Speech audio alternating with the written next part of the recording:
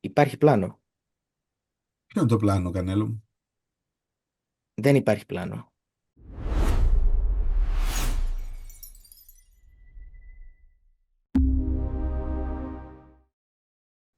Κύριε φίλε, σας ευχαριστώ που είστε ξανά μαζί μας. Ο κόσμος ανησυχεί. Το 2026 είναι εδώ και θέλει καθαρές κουβέντες.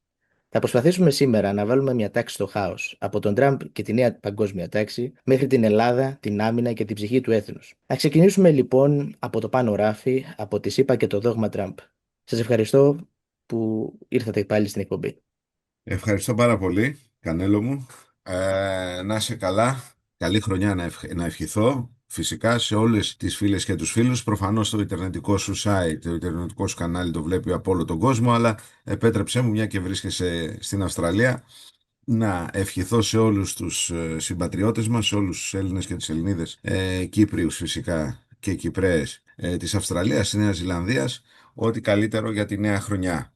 Ελπίζω αυτά που θα πούμε σήμερα να είναι χρήσιμα για όλους μας, διότι είναι τα πράγματα πάρα πολύ δύσκολα. Ζούμε ιστορικές στιγμές, δηλαδή είναι εντυπωσιακό, όπως είπες, θα πούμε για το δόγμα Τραμπ, αλλά νομίζω ότι η εισαγωγή είναι ότι από την πρώτη Πρώτου μέχρι ο μήνας έχει 10, πόσο έχει σήμερα, 19 Γενάρη που κάνουμε που το γράφουμε, έχουν συμβεί κοσμοϊστορικά γεγονότα αυτή τη στιγμή. Δηλαδή, ξεκινώντας, νομίζω, 3 του μηνός, 4, πότε έγινε με τη Βενεζουέλα, συνεχίζοντας με το Κρεσέντο για τις τοποθετήσεις αναφορικά με τη Γρυλανδία και συνεχίζοντας με αυτό το οποίο συμβαίνει αυτή τη στιγμή στο Ιράν και αυτό που λαμβάνει η χώρα σήμερα, αυτές τις μέρες, τις τελευταίες ώρες για την ακρίβεια, στη Συρία. Και συμπληρώνω ότι φαίνεται ότι θα έρθει σήμερα, Δευτέρα, ο Ισραηλινός Υπουργός Άμυνας στην Ελλάδα για πολυήμερη επίσκεψη. Πρόσεξε, πρόσεξε τι λέμε. Πολυήμερη επίσκεψη. Πολυήμερες επισκέψεις εν καιρό πολέμου, γιατί είναι ακόμα σε πολεμική εμπλοκή Ισραηλινή, δεν υφίστανται. Δηλαδή, να υπενθυμίσω ότι τις τελευταίες στις αεροπορικές ασκήσεις στην Ινίοχος, ας πούμε, Ισραηλινοί, δυσκολευόντουσαν να φέρουν ένα αεροσκάφος, 2 αεροσκάφη, γιατί θέλουν να τα έχουν όλα έτοιμα σε περίπτωση που χρειαστεί για να πάνε σε κάποια αποστολή και να έχουν όλη τους τη μαχητική ισχύ στη χώρα τους. Το να φύγει ανακοινώθηκε για τετραήμερη επίσκεψη.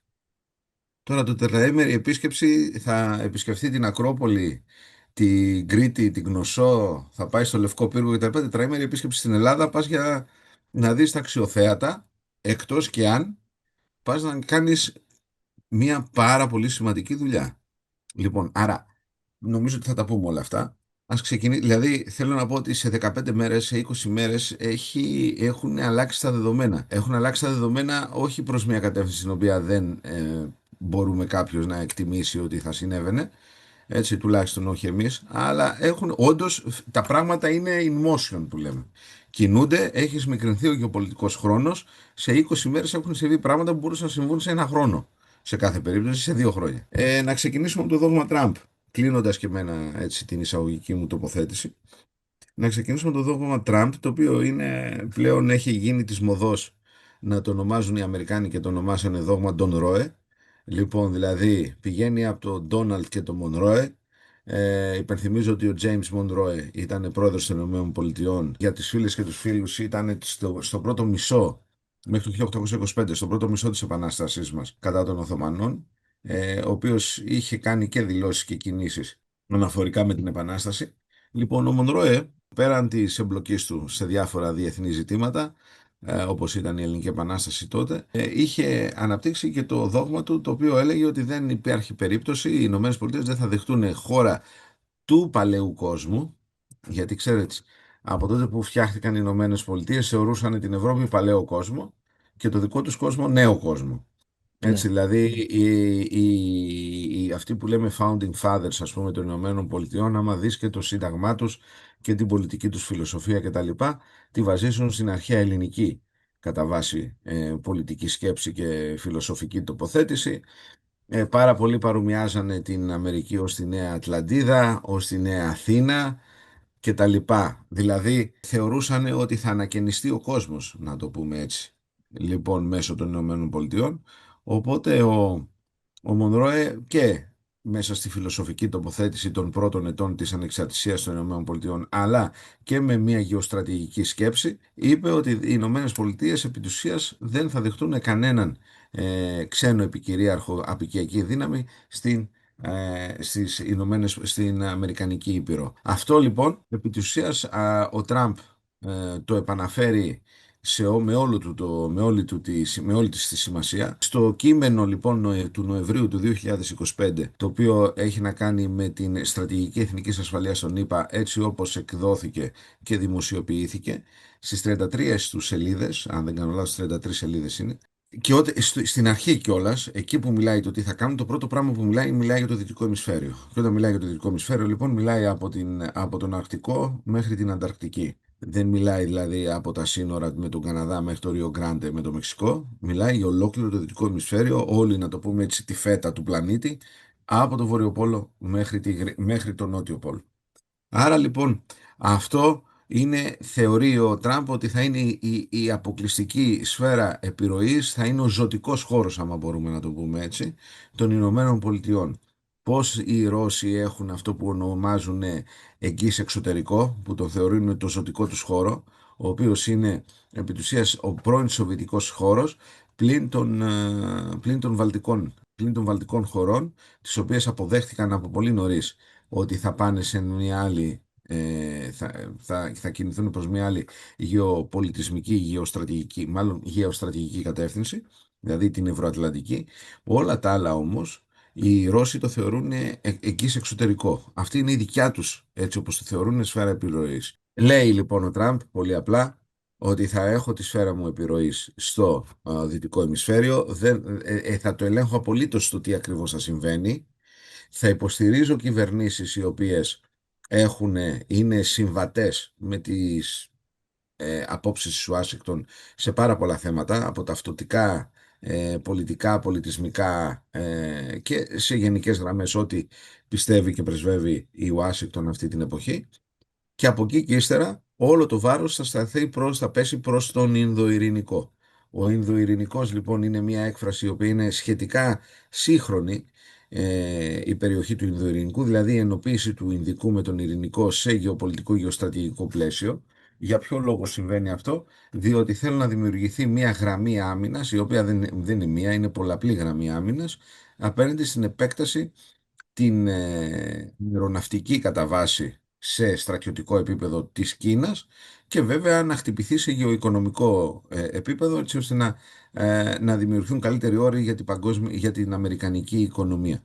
Άρα αποστηρώνουμε, αν μπορεί να το πει κάποιος έτσι, το δυτικό ημισφαίριο, επικεντρωνόμαστε στην Κίνα μέσω του Ινδοειρηνικού, άρα έχουμε μια γεωπολιτική, γεωστρατηγική ενότητα αυτού του χώρου, του Ινδικού δηλαδή και του Ειρηνικού, και στα δύο μεγάλα μέτωπα που μένουν πλέον στο πλανήτη, μάλλον όχι μέτωπα, υπάρχουν πολλά, αλλά στα δύο σημαντικά μέτωπα, τα οποία είναι η ευρύτερη περιοχή της Μέσης Ανατολής αλλά και η Ανατολική Ευρώπη, δηλαδή από τη Φιλανδία, να το πούμε έτσι, μέχρι την Ανατολική Μεσόγειο, και από την Ανατολική Μεσόγειο μέχρι και την Ινδία, είναι δύο μέτωπα, στα οποία είναι για την ακρίβεια υπάρχει ένα τάφ, γιατί δεν είναι ακριβώς, είναι από τον Ινδικό και τη Βόρεια Αφρική μέχρι τον Ατλαντικό, ένας δηλαδή άξονας Ανατολής-Δύσης, και έρχεται μετά και κάθεται ένας άξονας Βορράς-Νότου, που είναι η Ανατολική Ευρώπη.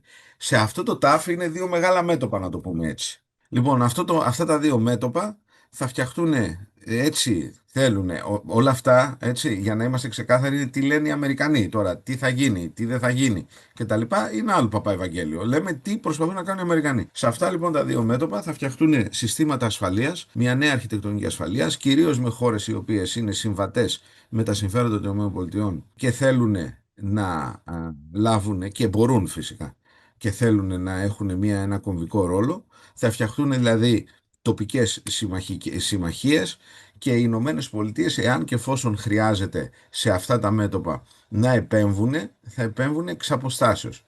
Δηλαδή δεν θα έχουν άμεση παρουσία εκεί μεγάλη, για οικονομικούς λόγους, Κανέλο μου, όπως καταλαβαίνεις. Οι Αμερικανοί αντελήφθησαν από την παγκόσμια οικονομική κρίση και μετά ότι δεν είναι σε θέση να είναι πάντα και παντού, σε στρατιωτικό επίπεδο. Μπορεί να έχουν 700 βάσεις, μπορεί να έχουν, αλλά άλλο το να έχει βάση, άλλο το να έχει στρατεύματα τα οποία να εγγυώνται, εν πάση περιπτώσει, κάποιες καταστάσεις, που σημαίνει ότι πρέπει να έχει πολυάριθμα στρατεύματα κτλ. Είναι οικονομικώς πάρα πολύ βαρύ και οι Ηνωμένες Πολιτείες μετά την παγκόσμια οικονομική κρίση δεν το αντέχουν. Άρα, και αυτό αποδεικνύεται από το γεγονός ότι ο Ομπάμα το 2011 και 2012 ξεκίνησε την τοποθέτηση τη γεωστρατηγική που ονομάζεται Pivot to Asia, δηλαδή η μετακίνηση προς την Ασία, και όλοι δηλαδή οι υπόλοιποι και ο Ομπάμα. Ο Τραμπ, ο οποίος ενεργοποίησε το Quad, δηλαδή έβαλε δηλαδή στο διάλογο Ιαπωνία, Αυστραλία, Ηνωμένες Πολιτείες και Ινδία. Και ύστερα ο Biden που έρχεται με το AUKUS, έτσι, που το ξέρετε πολύ καλά εσείς κάτω στην Αυστραλία. Και τώρα λοιπόν με τον Τραμπ, με τη νέα του στρατηγική εθνικής ασφαλείας, η οποία έχει πάρα πολύ ενδιαφέρον να τη συγκρίνεις με τις πρώτης θητείας του. Είναι πάρα πολύ ενδιαφέρον να συγκρίνεις τις δύο για να δεις πώς μεταλλάσσεται το πνεύμα Τραμπ. Δεν μεταλλάσσεται πάρα πολύ, αλλά αυτό που θέλω να πω είναι ότι η μισή το μισό κείμενο του στρατηγικής εθνικής ασφαλείας ασχολείται με την Κίνα και εξηγεί με πολύ ξεκάθαρο τρόπο πώς η Κίνα εκμεταλλεύεται τη γεωοικονομική της ισχύ εις βάρος των ΗΠΑ σε αυτό το κείμενο. Δηλαδή αυτό το κείμενο δεν είναι μόνο στρατηγικό, μπορεί να το δεις από πολλές απόψεις, γιατί έχει επεξήγηση τι ακριβώς συμβαίνει. Και επίσης, για να το κλείσω, αντιλαμβάνομαι ότι μακρηγορώ, αλλά αυτά τα πράγματα δεν είναι με μία πρόταση όπως καταλαβαίνεις, είναι πολύπλοκα πράγματα και για να έχουν μια ολοκληρωμένη εικόνα οι φίλοι και οι φίλες. Λέει ότι δεν θα επιτρέψουν τη νότια Συνική θάλασσα να την ελέγξει η Κίνα. Δηλαδή, επί της ουσίας σου λένε ότι δεν υπάρχει επιλογή για τις Ηνωμένες Πολιτείες να αφήσουν την Ταϊβάν. Δηλαδή την αφήσουν να εγκαταλείψουν, να μην βοηθήσουν την Ταϊβάν. Αυτό θα το δούμε βέβαια κατά πόσο ισχύει, γιατί θα πάμε σε ένα καινούργιο σύστημα, όπως είπαμε, σφαιρών επιρροής. Κάτι πρέπει να δοθεί στην Κίνα για να αλλάξει και η Κίνα κάποια πράγματα. Τώρα θα δούμε τι ακριβώς συμβαίνει εκεί. Πάντως, με λίγα λόγια, αυτό το συμπέρασμα που βγάζουμε είναι ότι είναι μια στρατηγική, αυτό που ονομάζεται, το έχω ξαναπεί πολλές φορές, της υπερακτίου εξισορρόπησης, το offshore balancing. Δηλαδή, οι Ηνωμένες Πολιτείες βρίσκονται πίσω, είναι στο σπίτι τους, κλείνονται στο σπίτι τους, έχουν αεροναυτικές δυνάμεις παντού, έχουν τη δυνατότητα να πάνε. Δεν πάνε, θα πάνε μόνο άμα χρειαστεί. Δηλαδή, θα εξισορροπούν καταστάσεις υπερακτίως, offshoring. Έτσι. Και θα επικεντρωθούν όμως, θα επικεντρώνονται οι δυνάμεις τους, θα επικεντρώνονται οι βασικές στην Κίνα. Όπως καταλαβαίνεις, μέσα σε αυτό το σύστημα που συζητάμε, για να βάλουμε και την Ελλάδα, μιλήσαμε για ένα ΤΑΦ. Ανατολή Δύση από τον Ινδό μέχρι το Μαρόκο, μέχρι τον Ατλαντικό, και βορρά-νότο από τη Φιλανδία μέχρι την Ανατολική Μεσόγειο. Όπως καταλαβαίνεις, ο ελληνισμός είναι ακριβώς εκεί που κλειδώνει το ΤΑΦ. Δηλαδή εκεί που είναι ο κάθετος και εκεί που είναι οριζόντιος, ακριβώς στο σημείο αυτό είναι ο ελληνισμός, και φυσικά είναι και η Τουρκία. Είναι και οι δύο. Έτσι. Και το Ισραήλ, για να το βάλουμε. Λοιπόν, ελπίζω να είπαμε με λίγα λόγια τι ακριβώς είναι το κείμενο εθνικής ασφαλείας των ΗΠΑ, σεβόμενος τον χρόνο σου κιόλας. Πάρα Είναι πολύ. πάρα πολλά και πρέπει να τεθεί ένα πλαίσιο. Δώσατε τη βάση.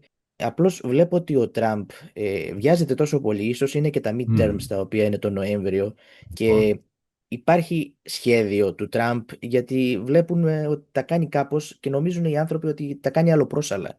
Δηλαδή ότι δεν ναι. υπάρχει κάποιο σχέδιο. Ωραία. Έθεσες, Κανέλο μου, μια πάρα πολύ βασική παράμετρο. Πάρα πολύ. Γιατί το κάνει έτσι. Δηλαδή, τη Βενεζουέλα το ξέραμε. Το έλεγε και από την προηγούμενη θητεία του. Τη Γρυλανδία δεν είναι η πρώτη φορά που την ακούμε. Δηλαδή, όποιος γνωρίζει λίγο βασικά την ιστορία, οι Ηνωμένες Πολιτείες πολλάκις, τον 19ο αιώνα, έχουν προσπαθήσει να τη θέσουν υπό τον έλεγχό τους με τον ένα ή τον άλλο τρόπο. Δηλαδή, δεν είναι κάτι.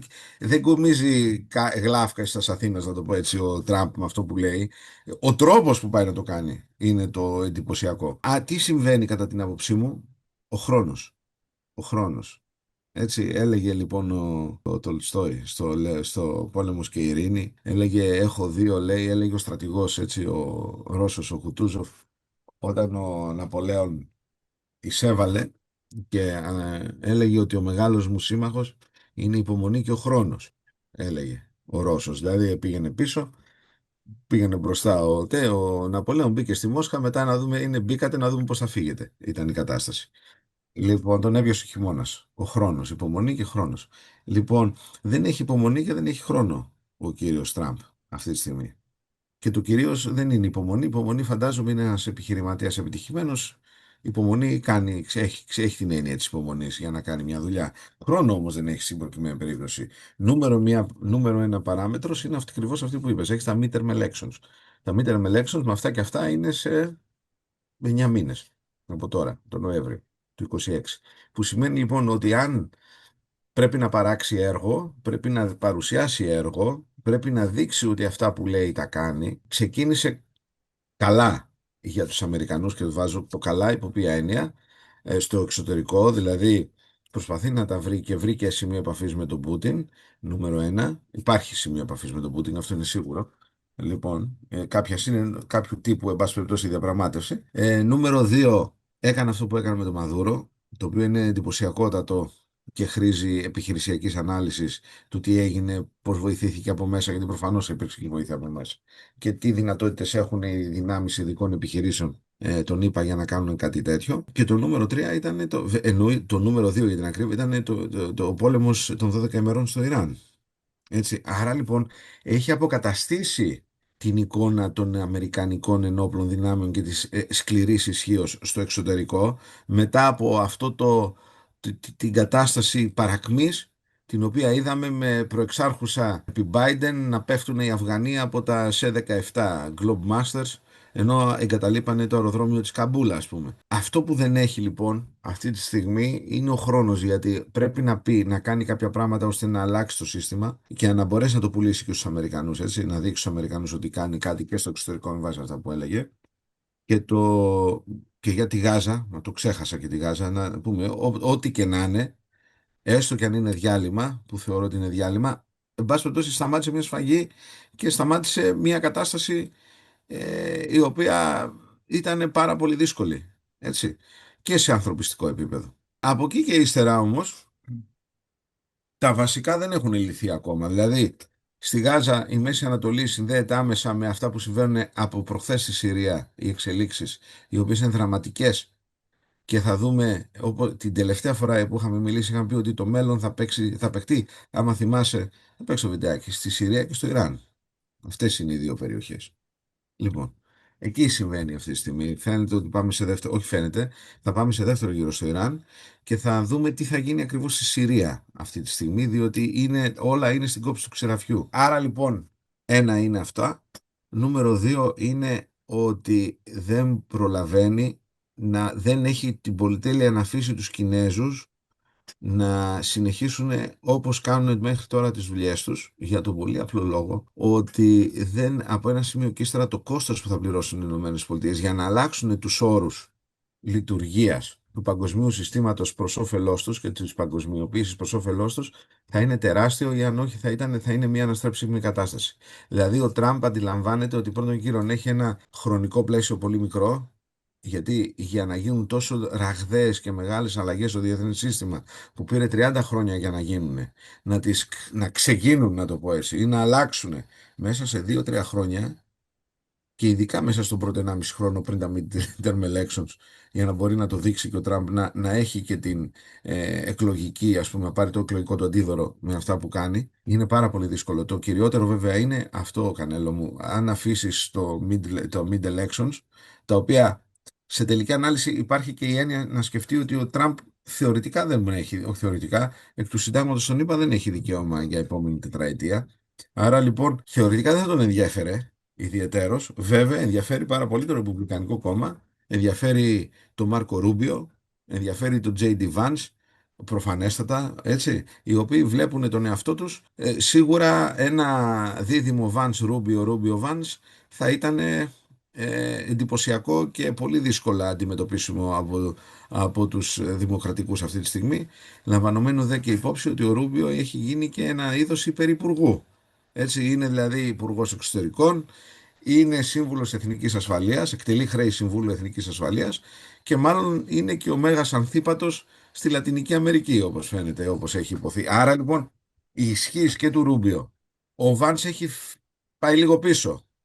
σε αυτό το σύστημα. Γιατί ο Βάνς έχει πάρει και μια διαφορετική στάση απέναντι στο Μεσανατολικό με το Ισραήλ. Ενώ ο Ρούμπιο είναι ξεκάθαρα προ-Ισραηλινός. Ο Βάνς το σκέφτεται πολιτικά για την επόμενη μέρα. Δηλαδή βλέπει τον εαυτό του ως επόμενο πρόεδρο, να το πω έτσι. Άρα λοιπόν, όλες αυτές οι ισορροπίες πρέπει να κρατηθούν, γιατί υπάρχει και επόμενη μέρα μετά τον Τραμπ, προφανώς, για τους υπολείπους. Και νούμερο δύο, το άλλο, αυτό το πολύ βασικό, Κανέλο μου, είναι αυτό που είπαμε. Είναι ότι, και θέλω να το υπογραμμίσω, να το καταλάβουν οι φίλες και οι φίλοι, τι εννοώ δηλαδή, ότι έτσι όπως έχει λάβει τα χαρακτηριστικά της παγκοσμιοποίησης, όπως λέμε εμείς τους πρωτοετής φοιτητές, που όταν κάνουμε εισαγωγή στις διεθνείς σχέσεις και όταν μιλάς για την παγκοσμιοποίηση, που τους έλεγα θα μιλήσεις, ένα από τα πρώτα πράγματα που θα τους πεις, τα οποία τα γνωρίζουν κιόλας, γνωρίζουν τη βασική έννοια, είναι ότι η παγκοσμιοποίηση έχει λάβει χαρακτηριστικά κινέζικα. Αυτό προσπαθεί να αλλάξει ο Τραμπ κατά βάση. Με όλα αυτά που βλέπουμε, αυτό προσπαθεί να κάνει. Λοιπόν, αν το αφήσει, δεν θα γίνεται, αν το αφήσει δηλαδή να εξελιχθεί περαιτέρω η κατάσταση, δεν θα είναι αναστρέψιμη η κατάσταση για τους Αμερικανούς. Άρα, γι' αυτό πιστεύω ότι βιάζεται. Βιάζεται και ο πολιτικός, με τον απλό τρόπο, έτσι, το πολιτικάτικο που είπαμε, έτσι, για εσωτερική πολιτική, αλλά βιάζεται και με βάθος στρατηγικής, η οποία έχει να κάνει με αυτό που λέμε τώρα, ότι δηλαδή ότι αν αφαιθεί περαιτέρω η κατάσταση θα είναι μη αντιστρέψιμη. Οι Αμερικανοί λειτουργούν με μια πολιτική σοκ και δέος επί της ουσίας, και επίσης δεν θέλει να αφήσει και το χρόνο, έτσι, να πάρουν ανάσα οι Ευρωπαίοι, τους οποίους Ευρωπαίους, επέτρεψα μου να πω, και αυτό με τα λόγου γνώσεως το λέω, δεν θέλει κανέναν από αυτούς. Κανένα. Μπορεί να θέλει μόνο τη Μελώνη, να το πω έτσι, από τις μεγάλες χώρες της Ευρωπαϊκής Ένωσης. Δεν θέλει ούτε τον. Καλά, δεν το συζητώ για τον Κιρ Στάρμερ, για τον Σερ Κιρ Στάρμερ, που είναι στην Μπούκα. Από την αρχή, από τη μέρα ένα ήταν στην Μπούκα. Τον Μακρόν δεν τον θέλει. Και γιατί δεν τους θέλει όλους αυτούς? Γιατί είναι ιδεολογικοί του αντίπαλοι. Είναι από άλλη ελίτ προέρχονται. Και γι' αυτό είναι ένας βασικός λόγος που δηλαδή δεν είναι απλά γεωστρατηγικό, ότι δεν εμπιστεύεται την Ευρωπαϊκή Ένωση, δεν θέλει την Ευρωπαϊκή Ένωση, θέλει για γεωστρατηγικούς λόγους, συμφέρει τις ΗΠΑ να μιλάει με λίγους και όχι με 27. Προφανέστατα, εννοείται αυτό. Δηλαδή το διέρη και βασίλευε υπό μία έννοια, είναι λογικό να το θέλει ο Αμερικανοί. Αλλά εγώ θεωρώ ότι όλο αυτό έρχεται και κάθεται σε ένα υπόστρωμα, το οποίο δεν είναι αυτό το βασικό υπόστρωμα. Το υπόστρωμα είναι ότι είναι άλλη ελίτ κυβερνόσα εκπροσωπεί ο Τραμπ, άλλη ελίτ κυβερνόσα εκπροσωπούν οι Ευρωπαίοι, και γίνεται μια τεράστια σύγκρουση αυτή τη στιγμή μέσα στη Δύση. Δηλαδή όλα αυτά που συζητάμε, Κανέλο μου, όλα αυτά που συζητάμε έχει να κάνει με την προσπάθεια των Αμερικανών να χτυπήσουν την Κίνα, με το γεγονός ότι οι Κινέζοι με τις ευρωπαϊκές ελίτ είναι σχεδόν από την ίδια πλευρά, και ότι έχεις δύο ελίτ στη Δύση οι οποίοι συγκρούονται για τον έλεγχο της Δύσης. Δηλαδή έχεις και έναν Αμερικανο-Κινέζικο πόλεμο, να το πω έτσι, πόλεμο πολιτικό και οικονομικό αυτή τη στιγμή, ευτυχώς όχι κανονικό, αλλά έχεις και μια εσωτερική σύγκρουση στη Δύση, έναν εμφύλιο πόλεμο στη Δύση, η οποία, αν θες την άποψή μου, δεν θα καταλήξει σε καλό για καμία πλευρά της Δύσης. Απλά η Δύση θα αποδυναμωθεί ακόμα περισσότερο. Η Δύση καταραίει επί της ουσίας. Απλά οι Αμερικανοί το έχουν πάρει είδηση, προσπαθούν να αντισταθούν σε αυτό, και οι Ευρωπαίοι, θα τολμήσω να πω, δεν είναι ότι δεν το έχουν πάρει είδηση. Μπορεί να έχουν αποφασίσει να δημιουργηθεί κάτι άλλο στην Ευρώπη σε σχέση με αυτό που ήταν η Ευρώπη μέχρι στιγμής. Οπότε, επειδή δεν θεωρώ ότι εγώ και εσύ είμαστε πιο έξυπνοι από την κυρία Φόντερ Λάινεν, σίγουρα, γιατί εγώ και εσύ είμαστε εδώ και η κυρία Φόντερ Λάινεν είναι πρόεδρος της Ευρωπαϊκής Επιτροπής, αλλά και των πραγμάτων είναι πιο έξυπνη από εμάς, λέω εγώ τώρα. Λοιπόν, το σίγουρο είναι λοιπόν ότι, όχι το σίγουρο, εκτιμώ ότι έχουν αποφασίσει να αλλάξουν τη Δύση, να αλλάξουν την Ευρώπη με έναν άλλον τρόπο. Άρα λοιπόν, γι' αυτό βιάζεται ο Τραμπ. Και στρατηγικά και πολιτικά, αλλά και γεωστρατηγικά, αντιλαμβάνεται ότι αν δεν το κάνει τώρα, ίσως να μην υπάρχει, δηλαδή ο χρονισμός είναι πολύ σημαντικός, να μην υπάρχει δυνατότητα να πάει λαού-λαού αυτή η κατάσταση. Και όπως, επειδή την ερώτηση αυτή την ερωτήθην και προσφάτως, θα σου πω αυτό. Δεν θα συγκρίνω τον Τραμπ με τον Μέγα Αλέξανδρο, θα συγκρίνω όμως την κατάσταση, την υπάρχουσα, με το γόρδιο δεσμό. Ό,τι δεν λύνεται κόβεται. Αυτό πάει να κάνει ο Τραμπ τώρα. Τώρα το θα πετύχει, δεν θα το πετύχει, μένει να το δούμε. Αν και η καλύτερη σύγκριση είναι ο Τραμπ με τον Μέγα Κωνσταντίνο, όπως είπε και ο Ελπιδοφόρος, ο Αρχιεπίσκοπος, και έτσι τον είπε. Καλό και αυτό. Αρχικώς Επειδή, πάμε σε κατακτήσεις ακόμα. Ο Μέγας και με το δύο, δηλαδή ο Μέγας Κωνσταντίνος προσπάθησε να συγκρατήσει καταστάσεις και να φέρει μια αλλαγή στην εσωτερική Ρωμαϊκή Αυτοκρατορία. Ο Μέγας Αλέξανδρος επέκτηνε τον Ελληνισμό. Έτσι. Αυτός θέλει και τη Γρυλανδία, θέλουμε επέκταση. Δηλαδή θέλει να δείξει ότι αλλάζουν και τα σύνορα. Εν πάση περιπτώσει. επειδή οι ερωτήσεις είναι πάρα πολλές, θα κάνω μια σύνθετη ερώτηση για μεγαλύτερα αποτελέσματα. Αυτή τη στιγμή βλέπουμε μια παγκοσμιοποίηση να παραπέει και είπατε ότι έχει γίνει μια κινέζικη παγκοσμιοποίηση. Επίσης, σε άλλες εκπομπές έχετε πει για την ανάποδη παγίδα του Θουκυδίδη που έχει πέσει μέσα η Κίνα. Και ήθελα να σας κάνω μια ερώτηση που τα βάζει όλα αυτά μέσα. Ζούμε σε μια νέα μορφή παγκοσμιοποίησης. Οδεύουμε προς τα εκεί ή μπαίνουμε σε μια εποχή κλειστών μπλοκ? Πάρα πολύ ωραία ερώτηση. Λοιπόν, όπως είπαμε, η παγκοσμιοποίηση, αυτό που μιλάμε για textbooks τώρα, έτσι, δηλαδή εισαγωγικά διεθνών σχέσεων. Η παγκοσμιοποίηση με το λόγο είναι παγκοσμιοποίηση με κινέζικα χαρακτηριστικά. Είναι δηλαδή είναι κάτι το οποίο όποιο το αντιλαμβάνεται, δηλαδή άμα κάποιο μιλάει ακόμα για παγκοσμιοποίηση, αμερικανοποίηση, έχει μείνει στι διαδηλώσει του Κουκουέ στα τέλη τη δεκαετία του 70 έξω από την Αμερικανική πρεσβεία. Δεν υπάρχουν αυτά. Αυτό το οποίο γίνεται είναι ότι η Αμερική, οι Ηνωμένε Πολιτείε είναι μία ακόμα χώρα σε όλες τις άλλες, οι οποίες βάλετε από, εν πάση περιπτώσει, τα κακά που φέρνει η παγκοσμιοποίηση. Φέρνει και καλά, έτσι. Δεν θέλω να πω ότι είναι κακό ή καλό. Απλά λέω ότι αυτή τη στιγμή έχει ξεφύγει από τον τρόπο και τον λόγο τον οποίο φτιάχτηκε και δημιουργήθηκε. Μάλλον δημιουργήθηκε, υποστηρίχθηκε ως φαινόμενο, να το πω έτσι, κοινωνικό, πολιτικό, οικονομικό, κοινωνικό, πολιτικό, οικονομικό, από τους Αμερικανούς. Έγινε σαν το Φραγκεστάιν, δηλαδή το φτιάξανε και τους ξέφυγε. Λοιπόν, και τώρα το κυνηγάνε όπως πάει. Να ένα άλλο ωραίο που μου αρέσει. Πού πάει ο Φραγκεστάιν, έτσι, και ο Δόκτωρ και κυνηγάει το τέρας στο Βορειοπόλο, δεν πάει. Εκεί, στην Αρκτική, στην Γρυλανδία θα παίξει η υπόθεση. Λοιπόν, αυτό συμβαίνει. Δηλαδή, αρχικώς όταν μιλάμε για άλλη παγκοσμιοποίηση, εννοούμε ότι η παγκοσμιοποίηση αυτή τη στιγμή βοηθάει τους Κινέζους. Έτσι, αυτό είναι η πραγματικότητα. Και επίσης τι άλλο κάνει, γιατί δεν είναι τόσο απλό ότι βοηθάει κάποιο συγκεκριμένο κράτος. Γιατί και οι Κινέζοι και οι άνθρωποι αυτοί έχουν ένα στρατηγικό σχεδιασμό και προσπαθούν να εκμεταλλευτούν τα πλεονεκτήματα τα οποία έχουν. Ένας αρχαίος λαός εννοείται μαζί με εμάς. Εμείς και αυτοί ήμασταν στον πλανήτη, ιστορικός επί της ουσίας. Αυτό το όμως το οποίο είναι η ελίτ, είναι μια, πώς να το πω τώρα, νομάδες οι οποίοι ελέγχουν τον πλανήτη. Νομάδες υπό οποία δεν είναι απάτριδες. Δεν τους ενδιαφέρει η πατρίδα, δεν έχουν την έννοια, την αίσθηση εθνικού συμφέροντος, πατρίδας να βοηθεί. Είναι μια χρηματοπιστωτική ελίτ η οποία λειτουργεί ως νομάδες, πηγαίνει από μία πλευρά στην άλλη, κάνει τις επενδύσεις τους, βοηθάνε αλλά και εκμεταλλεύονται κοινωνίες, κυβερνήσεις κτλ. Και κάνουν ό,τι τους βολεύει. Οπότε, αν δεν τους αρέσει ο Τραμπ, πολύ απλά θα προσπαθήσουν να τον αλλάξουν. Δεν έχει σημασία αν είναι κάποιοι οι οποίοι είναι Αμερικανοί. Το Αμερικανοί είναι απλά επειδή πρέπει να έχει μια ταυτότητα και ένα διαβατήριο. Δηλαδή, θέλω να πω ότι είναι μια κατάσταση στην οποία μιλάμε για ανθρώπους οι οποίοι δεν τους ενδιαφέρουν κατά βάση οι χώρες, τους ενδιαφέρουν δηλαδή η έννοια του έθνους κράτους, τους ενδιαφέρει η έννοια του κέρδους, η έννοια του ελέγχου και πρόσεξε, αυτοί όλοι που κυβερνάνε, δηλαδή οι αγορές που λέμε έτσι, έχουν τόσα χρήματα, τι να τα κάνουν. 2 μέτρα τάφο θα πάρουμε όλοι μας σε τελική ανάλυση. Τι θα τα κάνουν, θα τα βάλουν μαζί τους, θα τα πάρουν μαζί τους, ωραία, θα τα δώσουν στα παιδιά τους, οκ. Τόσα και άλλα. Εγώ δεν πιστεύω ότι είναι αυτό πλέον. Εγώ πιστεύω ότι έχει πάει σε ιδεολογικό πλαίσιο η υπόθεση. Δηλαδή δεν είναι ότι θέλω τα λεφτά σου. Τα λεφτά σου τα έχω, μεγάλε. Θέλω την ψυχή σου πλέον. Το θέλω την ψυχή σου. Κανέλο, όχι, πρόσεξε, γελάς, Όχι, αλλά τι εννοώ. δεν γελάω γιατί Θέλω, αυτό είναι αλήθεια. Είναι αλήθεια.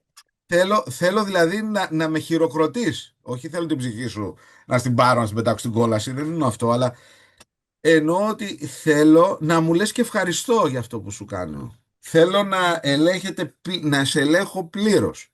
Να ξέρω τι κάνεις, που πας και τα λοιπά. Ενώ εγώ θα κάνω τι γουστάρω. Λοιπόν, με άλλα λόγια, αν συνεχίσουμε έτσι, η παγκοσμιοποίηση ξεκίνησε από τους Αμερικανούς. Τους ξέφυγε, για να υποστηρίξουν το κράτος τους, άντε και τη Δύση. Τους ξέφυγε με έτσι όπως λειτουργήσανε χωρίς κανένα restraint που λέμε έτσι στο αγγλοσαξονικό χωριό μου. Έγινε, οι Κινέζοι το εκμεταλλεύτηκαν πλήρως, έχει πάει σε παγκοσμιοποίηση με κινέζικα χαρακτηριστικά. Αυτό όμως επειδή το καπέλο όλο είναι αυτή η elite που λέμε, έτσι, οι οποίοι τι κάνουνε, εκμεταλλεύονται το βασικό μειονέκτημα της παγκοσμιοποίησης. Έχει πολλά πλεονεκτήματα, αλλά το βασικό της μειονέκτημα είναι ότι αυξάνει το κενό μεταξύ των πολύ πλουσίων με των πολύ φτωχών. Έτσι, δημιουργεί μεγαλύτερο χάσμα, αυξάνει το χάσμα μεταξύ πλουσίων και φτωχών. Δημιουργείται ένα, όπως ονομάζεται, race to the bottom. Δηλαδή, για να είσαι ανταγωνιστικός πρέπει να δίνεις λιγότερους μισθούς, να είσαι πιο γρήγορος, να έχεις πιο εξειδίκευση, να δουλεύουν περισσότερο οι άνθρωποι κτλ. Και να είσαι πιο φτηνός σε οτιδήποτε. Άρα λοιπόν, παγκοσμιοποίηση, Κανέλο, θυμήσου αυτό που σου λέω και γράψου το αυτό που σου λέω. Αν συνεχιστεί έτσι και δεν σταματήσει κάτι, θα οδηγήσει σε έναν αυτό που ονόμασε ο μισοσυμπατριώτης σου πλέον, Headley Bull, νέο μεσαιωνισμό. Δηλαδή, θα υπάρξει μια ελίτ η οποία θα έχει τα πάντα και θα οδηγηθούμε σε μια τεράστια μάζα ανθρώπων οι οποίοι θα ζούνε επί της ουσίας επειδή θα το θέλει η ελίτ με τους όρους που θέλει η ελίτ. Το λέω εγώ. Αυτό το λέω εγώ. Αλλά δεν το λέω μόνο εγώ. Πάρε την ομιλία του πρώην Πρωθυπουργού Κώστα Καραμαλή στη Δημοκρατία.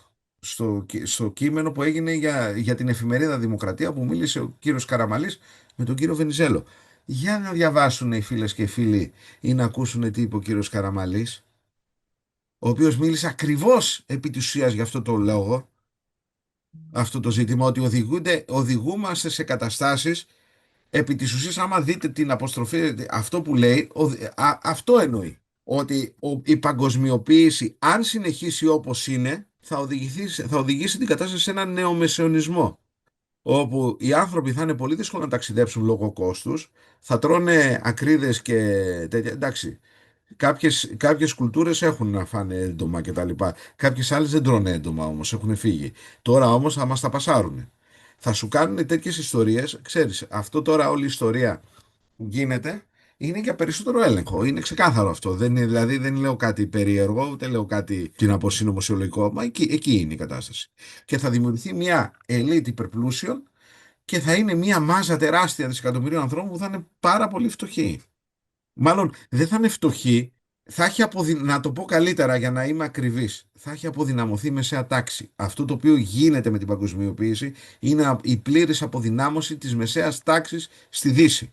Και εδώ τώρα επικαλούμε τα πτυχία ολονών που μας ακούνε ή αυτά που έχουν διαβάσει και να σκεφτούνε, γιατί μιλάμε με Έλληνες, σε Έλληνες, από Έλληνες. Όταν αποδυναμώνεται η μεσαία τάξη, χάνεται και η δημοκρατία. Μεσαία τάξη σημαίνει δημοκρατικό καθεστώς. Αν δεν υπάρχει μεσαία τάξη και οδηγηθούμε στη φάση των δουλοπάρικων, δηλαδή ο δουλοπάρικος δεν επιτρεπόταν να φύγει από το χωριό του αν δεν πάρει από το φεουδάρχη την άδεια. Εγώ δεν λέω ότι δεν θα επιτρέπει να φύγει, το λέω άμα όμως για να πας διακοπές θες 2.000 για να πας από το ένα νησί, από την Αθήνα ξέρω εγώ, στις Κυκλάδες για να κάνεις μία εβδομάδα διακοπές, δεν θα πας αδερφέ. Λοιπόν, όταν η ενέργεια θα σου στοιχίζει, λοιπόν, επί της ουσίας δεν θα μπορείς να μετακινηθείς. Είναι food for thought που λέμε αυτό. Δηλαδή, εγώ δεν μπορώ να αποδείξω, όπως καταλαβαίνεις, ότι αυτό θα οδηγηθούμε εκεί. Αυτό όμως που σου λέω σίγουρα είναι ότι κρίνοντας σε ένα πολυεπίπεδο από τι συμβαίνει σε πολλά πράγματα, οδηγούμαστε σε μια τέτοια κατάσταση. Δηλαδή και η παγκοσμίωση με κινέζικα χαρακτηριστικά δεν θα πάει τους Κινέζους. Τους Κινέζους πάλι είναι μια ελίτ και είναι τα δισεκατομμύρια των ανθρώπων που τους κάνουν ό,τι θέλουν και αυτούς. Έτσι. Κινεζοποιείται η Δύση. Κινεζοποιείται η Δύση επί της ουσίας. Και η ουσία όλη αυτή η κατάληξη είναι μια νεομεσαιωνική κατάσταση. Άρα λοιπόν η μία επιλογή είναι αυτή. Η μία κατεύθυνση που πάμε είναι αυτή. Αν είναι έστω και λίγο επιτυχημένος ο Τραμπ σε αυτό που θέλει να κάνει, αυτό που θεωρώ ότι θα συμβεί είναι ότι θα πάμε σε μια διαμερισματοποίηση της παγκοσμιοποίησης. Δηλαδή δεν θα πάμε κατευθείαν σε αυτό που σου λέω, αλλά θα επέρθει, πώς να πω, θα βραχικυκλώσει το σύστημα και θα δημιουργηθούν στρατόπεδα. Τα στρατόπεδα αυτά, αυτό λέγεται regionalization στις διεθνείς σχέσεις, δηλαδή διαμερισματοποίηση ή territorialization. Κατά βάση regionalization λέγεται.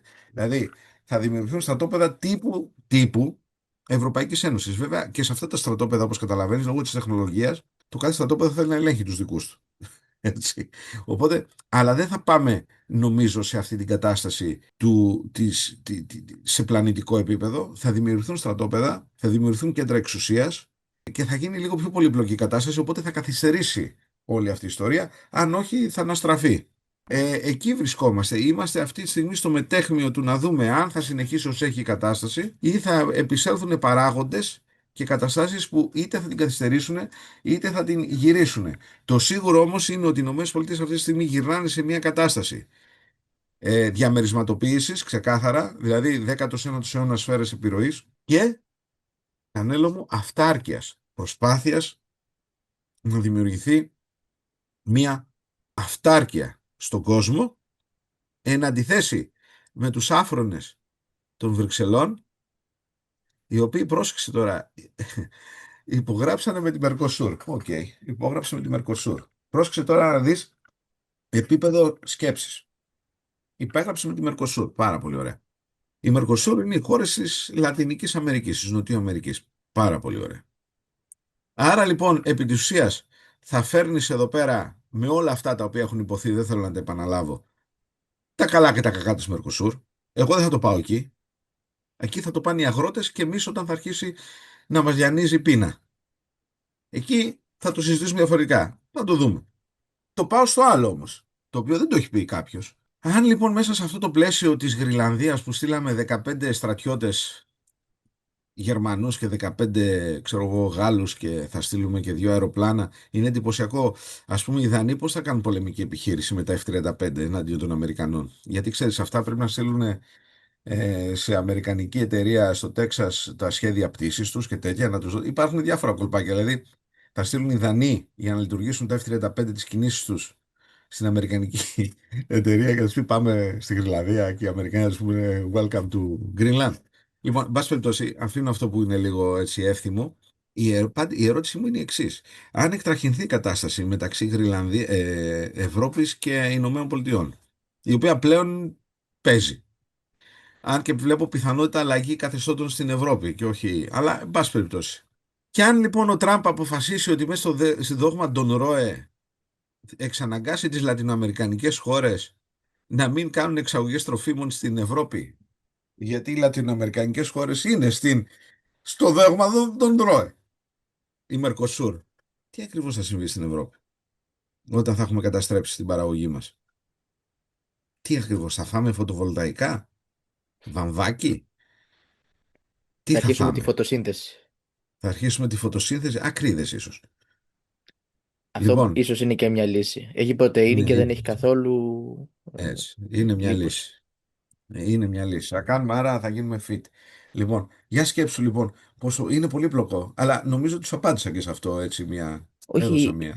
είπατε, αυτό ήταν το πιο σημαντικό πράγμα το οποίο είπατε σε αυτό το επεισόδιο. Θα ακολουθήσουν κι άλλα στη συνέχεια. Για να τελειώνουμε και με τη ΣΥΠΑ και με την Ευρώπη. Εάν ο Τραμπ μπει στη Ιρλανδία, αυτό τι έχει να κάνει με το ΝΑΤΟ, δηλαδή τι σημαίνει για το ΝΑΤΟ? Πάμε για διάλυση. Κοίτα, τα πράγματα είναι πολύ απλά. Αν γίνει ελληνοτουρκικός πόλεμος, τι σημαίνει για τον ΝΑΤΟ? Θα σου απαντήσω ένα πολύ γρήγορα. Γιατί σου απαντώ στις ερωτήσεις ένα τέταρτο. Τι σημαίνει για τον ΝΑΤΟ αν γίνει ελληνοτουρκικός πόλεμος? Δηλαδή, δεν φαντάζομαι ότι θα γίνει πόλεμος. Αν αποφασίσει ο Τραμπ να μπει στρατιωτικό στη Γρυλανδία, δεν νομίζω να γίνει πόλεμος. Δηλαδή, μην τρελαθούμε. Δηλαδή, τι θα κάνουν οι Δανείοι? Θα στείλουν εκστρατευτικό σώμα και η Ευρώπη στον Ατλαντικό? Βασικά δεν θα τον περάσει. Λοιπόν, θεωρητικά, δηλαδή δεν νομίζω ότι θα πάμε. Δηλαδή η ουσία είναι, εάν αποφασίσουν οι Αμερικάνοι με στρατιωτικά μέσα να επιλύσουν το συγκεκριμένο ζήτημα, πολύ απλά νομίζω ότι θα καταλάβουν μια μέρα, ένα πρωί θα δουν μια αερομεταφερόμενη να βρίσκεται επί του εδάφους και το στόλο να έχει καλύψει τα βασικά λιμάνια και τα λοιπά και η αεροπορία να πετάει και θα τελειώσει η σεμνή τελετή εκεί. Ενώ στο πώς μπορεί κάποιος να πάρει τη Γρυλανδία. Έτσι. Λοιπόν, στρατιωτικός δεν νομίζω ότι σκέφτεται κάποιο ότι μπορεί. Δηλαδή, οι δυνάμεις που έχουν στείλει εκεί οι Ευρωπαίοι τώρα για να φύγουμε από την πλάκα είναι συμβολικές, υπό την έννοια να του δείξουν ότι σκέψου το κάνει δεύτερη σκέψη, ας πούμε, τι μπορεί να συμβεί. Λοιπόν, πάει αυτό. Δεν θεωρώ δηλαδή ότι αν αποφασίσουν οι Αμερικάνοι να πάρουν τη Γρυλανδία θα υπάρξει κάποιο ζήτημα και δεν θα την πάρουν. Σε στρατιωτικό επίπεδο εννοώ, έτσι, από επίπεδο επιχειρήσεων. Εκεί πρόσεξε λοιπόν την ηλιθιότητα των Ευρωπαίων.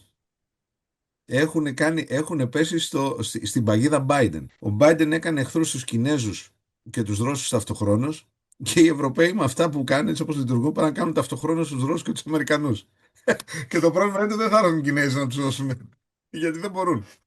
Άρα λοιπόν, άρα λοιπόν οι Ευρωπαίοι, οι οποίοι σε κάθε όμως, δεν υπάρχει μια στρατηγική βασική επιλογή των Βρυξελών τα τελευταία 10 χρόνια στην οποία να έχει λογική ή να είναι επιτυχημένη. Καμία όμως.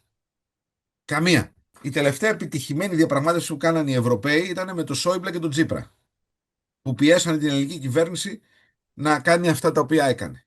Λοιπόν, να δώσει αυτά τα οποία έδωσε. Άρα, θεωρώ για το ΝΑΤΟ ότι σαφέστατα θα υπάρξει τεράστια ρήξη. Τεράστια ρήξη πλέον. Εάν έχουμε μια τέτοια κατάσταση. Βέβαια δεν νομίζω ότι θα οδηγηθούμε σε. Δεν είναι η ρήξη σε επίπεδο πολεμικής εμπλοκής Ελλάδας-Τουρκίας, αλλά είναι πάλι μια περίπτωση όπου μια χώρα του ΝΑΤΟ θα πάρει έδαφος το οποίο είναι περίπου χώρας της άλλης χώρας του ΝΑΤΟ. Νομίζω, αν θέλεις την άποψή μου, δεν θα.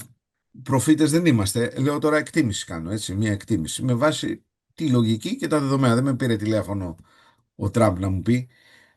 Αλλά θεωρώ ότι με τον Α ή τον Β τρόπο οι Δανείοι θα αναγκαστούν να διαπραγματευτούν μια εύσχημη λύση. Το X, όχι, στο Truth Social το έκανε, δεν θυμάμαι τώρα. Ο Τραμπ πριν λίγες μέρες έκανε μια τοποθέτηση, έκανε μια τέτοια που λέει ότι το ΝΑΤΟ θα πρέπει να πρωτοστατεί στην Γρυλανδία και τα λοιπά και το μετάλλο. Επί της ουσίας, λοιπόν, εμένα το που μου δίνει ο σήμα, λοιπόν, αφήνει χώρο στους Ευρωπαίους διαπραγμάτευσης. Να, το βρήκα. Λοιπόν, είναι του White House, έτσι. Λοιπόν, βγαίνει ο Τραμπ και λέει ότι NATO should be leading the way for us to get in. Άρα λοιπόν το ΝΑΤΟ θα πρέπει να οδηγεί τη διαδικασία για μας τους Αμερικανούς να μπούμε μέσα, εννοεί στη Γρυλανδία. Αν δεν συμβεί αυτό, η Ρωσία και η Κίνα θα το κάνουν και αυτό δεν πρόκειται να συμβεί. Αυτό είναι υπογραμμισμένο, είναι με κεφαλαία και θαυμαστικό. Άρα λοιπόν τι λέει ο Τραμπ? Θεωρώ ότι δίνει την ευχέρεια και δίνει το παραθυράκι να γίνει κάποια συμφωνία δια του ΝΑΤΟ με τους Δανούς και τους υπολείπους για να βρεθεί μια λύση στην οποία εύσχημη λύση να μην χάσουν σε πρεστίζ οι Δανείοι αλλά να γίνει και δουλειά των Αμερικανών. Δηλαδή προφανώς να γίνει κάποιο τύπου συμφωνία, να γίνει κάποιο leasing, ίσως να αυξηθούν η αμερικανική παρουσία σε ένα τέτοιο σημείο ώστε να είναι, να το πω έτσι effectively, να είναι μέρος των ΗΠΑ, να υπάρχει κάποιο condominium, δεν ξέρω, θα δούμε. Αλλά αυτό που εγώ αντιλαμβάνομαι είναι ότι οι Αμερικανοί, ο Τραμπ με αυτό το μήνυμα αφήνει κάποιο περιθώριο συζήτησης του πώς. Τώρα θα μου πεις αυτό μπορεί και να αλλάξει. Εντάξει, μπορεί και να αλλάξει. Ανάλογα ότι οι άλλοι στείλαν τα έλκυθρα εκεί τώρα που τους κοροϊδεύει και στείλαν 30 φαντάρους. Αλλά θα δούμε. Άρα υπάρχει θεωρώ κάποιος τρόπος ώστε να υπάρξει κάποια αλλαγή χωρίς να γίνει πλήρης διάσπαση του ΝΑΤΟ. Αυτό, αν συμβεί βέβαια οτιδήποτε στη Γρυλανδία, είναι σίγουρο ότι θα έχουμε τεράστιο ρήγμα στο ΝΑΤΟ, το οποίο όμως πραγματικά, επειδή το ΝΑΤΟ είναι οι Αμερικανοί. Έτσι, τώρα μην κοροϊδευόμαστε. Το ΝΑΤΟ είναι οι Αμερικανοί. Δηλαδή, τι θα γίνει, αν φύγουν οι Αμερικανοί, αν οι Αμερικανοί πούν δεν λειτουργεί κάτι, δεν γίνεται κάτι, πολύ απλά δεν θα λειτουργεί το ΝΑΤΟ. Είναι ξεκάθαρο αυτό. Και εδώ είναι το δράμα των Βρυξελών και των μεγάλων στρατηγιστών νόων εκεί. Δηλαδή, έχουν κάνει εχθρό τη Ρωσία και ταυτοχρόνως πάνε να κάνουν και τη ΣΥΠΑ. Και εδώ έρχομαι και λέω ότι αυτό δεν είναι ανεγκέφαλοι. Δεν είναι ανεγκέφαλοι. Σε οικονομικό-πολιτικό επίπεδο όλο αυτό έχει να κάνει με lobbying που γίνεται εκεί πέρα και διάφορα τέτοια. Οδηγεί σαν την κατάσταση σε μια κατάσταση που δεν αντέχουν οι άνθρωποι στην Ευρωπαϊκή Ένωση, κυρίως οι αγρότες και τα λοιπά, και η μεσαία τάξη με την ενέργεια, έτσι όπως την κάνανε. Οκ. Τώρα τι θα γίνει όμως, αν δηλαδή υπάρξει και ανοιχτή σύγκρουση με τους Αμερικανούς, πώς ακριβώς θα προστατευτούν από τον Πούτιν? Και θα δεις τώρα που θα αρχίσουν να τον γυρνάνε τον πιφτέκι. Κάποιοι. Ήδη έχει αρχίσει να το γυρνάνε τον πιφτέκι με τους Ρώσους. Καταλαβαίνεις πώς λειτουργεί. Και είναι πλέον μια κατάσταση που δεν, δηλαδή και να στραφούν στους Κινέζους. Οι Κινέζοι δεν μπορούν να τους βοηθήσουν αντικειμενικά. Δηλαδή οι Κινέζοι τι θα τους βοηθήσουν. Τι θα τους πούνε? Θα βομβαρδίσουμε τη ΣΥΠΑ αν συνεχίσετε με την Γρυλανδία? Δεν έχει λογική, γιατί δεν είμαστε πολεμικοί. Είμαστε σε μια κατάσταση 19ου αιώνα, συμμαχίες, ισορροπίες, ανισορροπίες, ανίερες Αυτοκρατορίες. συμμαχίες, αυτοκρατορίες κτλ. Δεν είμαστε σε κατάσταση Τρίτου Παγκοσμίου Πολέμου, ενώ με όπλα, για να πούν οι Κινέζοι σε βαράω αν δεν φύγεις από την Γρυλανδία οτιδήποτε. Άρα, ούτως αλλιώς οι Κινέζοι το κοιτάνε και υπό μία έννοια, Κανέλο μου, χαίρονται, γιατί μετά όταν οι Αμερικανοί, δηλαδή άμα οι Ρώσοι θα πάρουν την Ουκρανία ή μέρος της Ουκρανίας, εν πάση περιπτώσει, οι Αμερικανοί σου λένε θα πάρουν την Γρυλανδία, θα σου πει τι θα μου πεις ρε μεγάλη, δεν θα πάρω εγώ την Ταϊβάν? Όταν δίνει δικαιώματα. Αυτό σου λένε. Ζούμε ενδιαφέροντες κατά τους Κινέζους καιρούς, έτσι, κατά το κινέζικο τέτοιο, δύσκολους καιρούς όμως. Θα σας βγάλω λίγο έξω για να σας βάλω λίγο μέσα. Το τελευταίο διάστημα κάθισα να δω όλες τις ταινίες Indiana Jones από την αρχή. Τώρα θα μου πεις Καρέλο, Ωραίος. τι μας νοιάζει. Τι μας νοιάζει ο Indiana Jones. Τυχαία τον Ωραία. είδα. Ήθελα λίγο μια νοσταλγία. Και παρατήρησα Εγώ ότι. είδα το Lord of the Rings από την αρχή όλο. Ο Hobbit, Πολύ Lord of the ωραίο. Rings. Πολύ ωραίο. Γιατί είμαστε εκεί πέρα, αλλά είμαστε στη δεύτερη ταινία. Είμαστε πριν μπει ο Indiana Γκάνταλφ. Jones. Α, ναι. Το Indiana Jones, πρώτα απ' όλα, οι περισσότεροι κακοί είναι οι Γερμανοί του 40. Δεν μπορώ να του πω Ναι, αλλιώς. εκεί έχει γυριστεί. Ναι, εκεί είναι το πλαίσιο. Απλώς έχει να κάνει με αυτοκρατορίες. Δηλαδή πηγαίνει στην Αίγυπτο, ήταν οι Βρετανοί. Με Βλέπουμε ιδεολογίες έχει να κάνει. Με έχει να κάνει με ιδεολογίες. Με ιδεολογίες, έχει να κάνει θρησκείες. με θρησκείες, οτιδήποτε. Πού θέλω να καταλήξω. Πού θέλω να καταλήξω. Υπάρχει μια περιοχή στον πλανήτη που εκτός ότι η ανθρωπότητα βγαίνει από εκεί, δηλαδή ας πούμε η Μεσοποταμία, η Ανατολική Μεσόγειος, οι λαοί της θαλάσσης, όλα εκεί πέρα γυρίζουν. Δηλαδή από Αίγυπτο, Ισραήλ, Ελλάδα, Αλεξάνδρεια, όποια περίοδο και να βάλεις, Μικηναϊκή, Μινωική, Ρωμαϊκή, Ναι. πώς θα σου το πω. Μέχρι και τώρα, ας πούμε, γίνονται πράγματα εκεί πέρα. Και θέλω να μιλήσουμε λίγο για τη φλεγόμενη γειτονιά μας. Εννοώ Ναι, για την Ανατολική Μεσόγειο και την Μέση Ανατολή. Βλέπουμε διάφορα πράγματα, αλλά θα ήθελα να πάμε περισσότερο στην ανοιχτή πληγή που είναι η Συρία. ναι. Πώς βλέπετε τη νέα κατάσταση στη Συρία και το ρόλο της Τουρκίας εκεί? Λοιπόν, αρχικώς να πούμε κάτι βασικό. Είμαστε σε μια φάση αυτή τη στιγμή όπου είναι αρχικώς να το συνδέσω με την αρχή της συζήτησής μας. Αυτή ακριβώς η περιοχή είναι ο αρμός που δένει αυτό το τάφ που είπαμε, την Ανατολή Δύση, Ινδός, Ατλαντικός, Ανατολική Μεσόγειος, Αρκτικός. Έτσι, Φιλανδία και τα λοιπά και πιο πάνω βέβαια. Αρκτικός.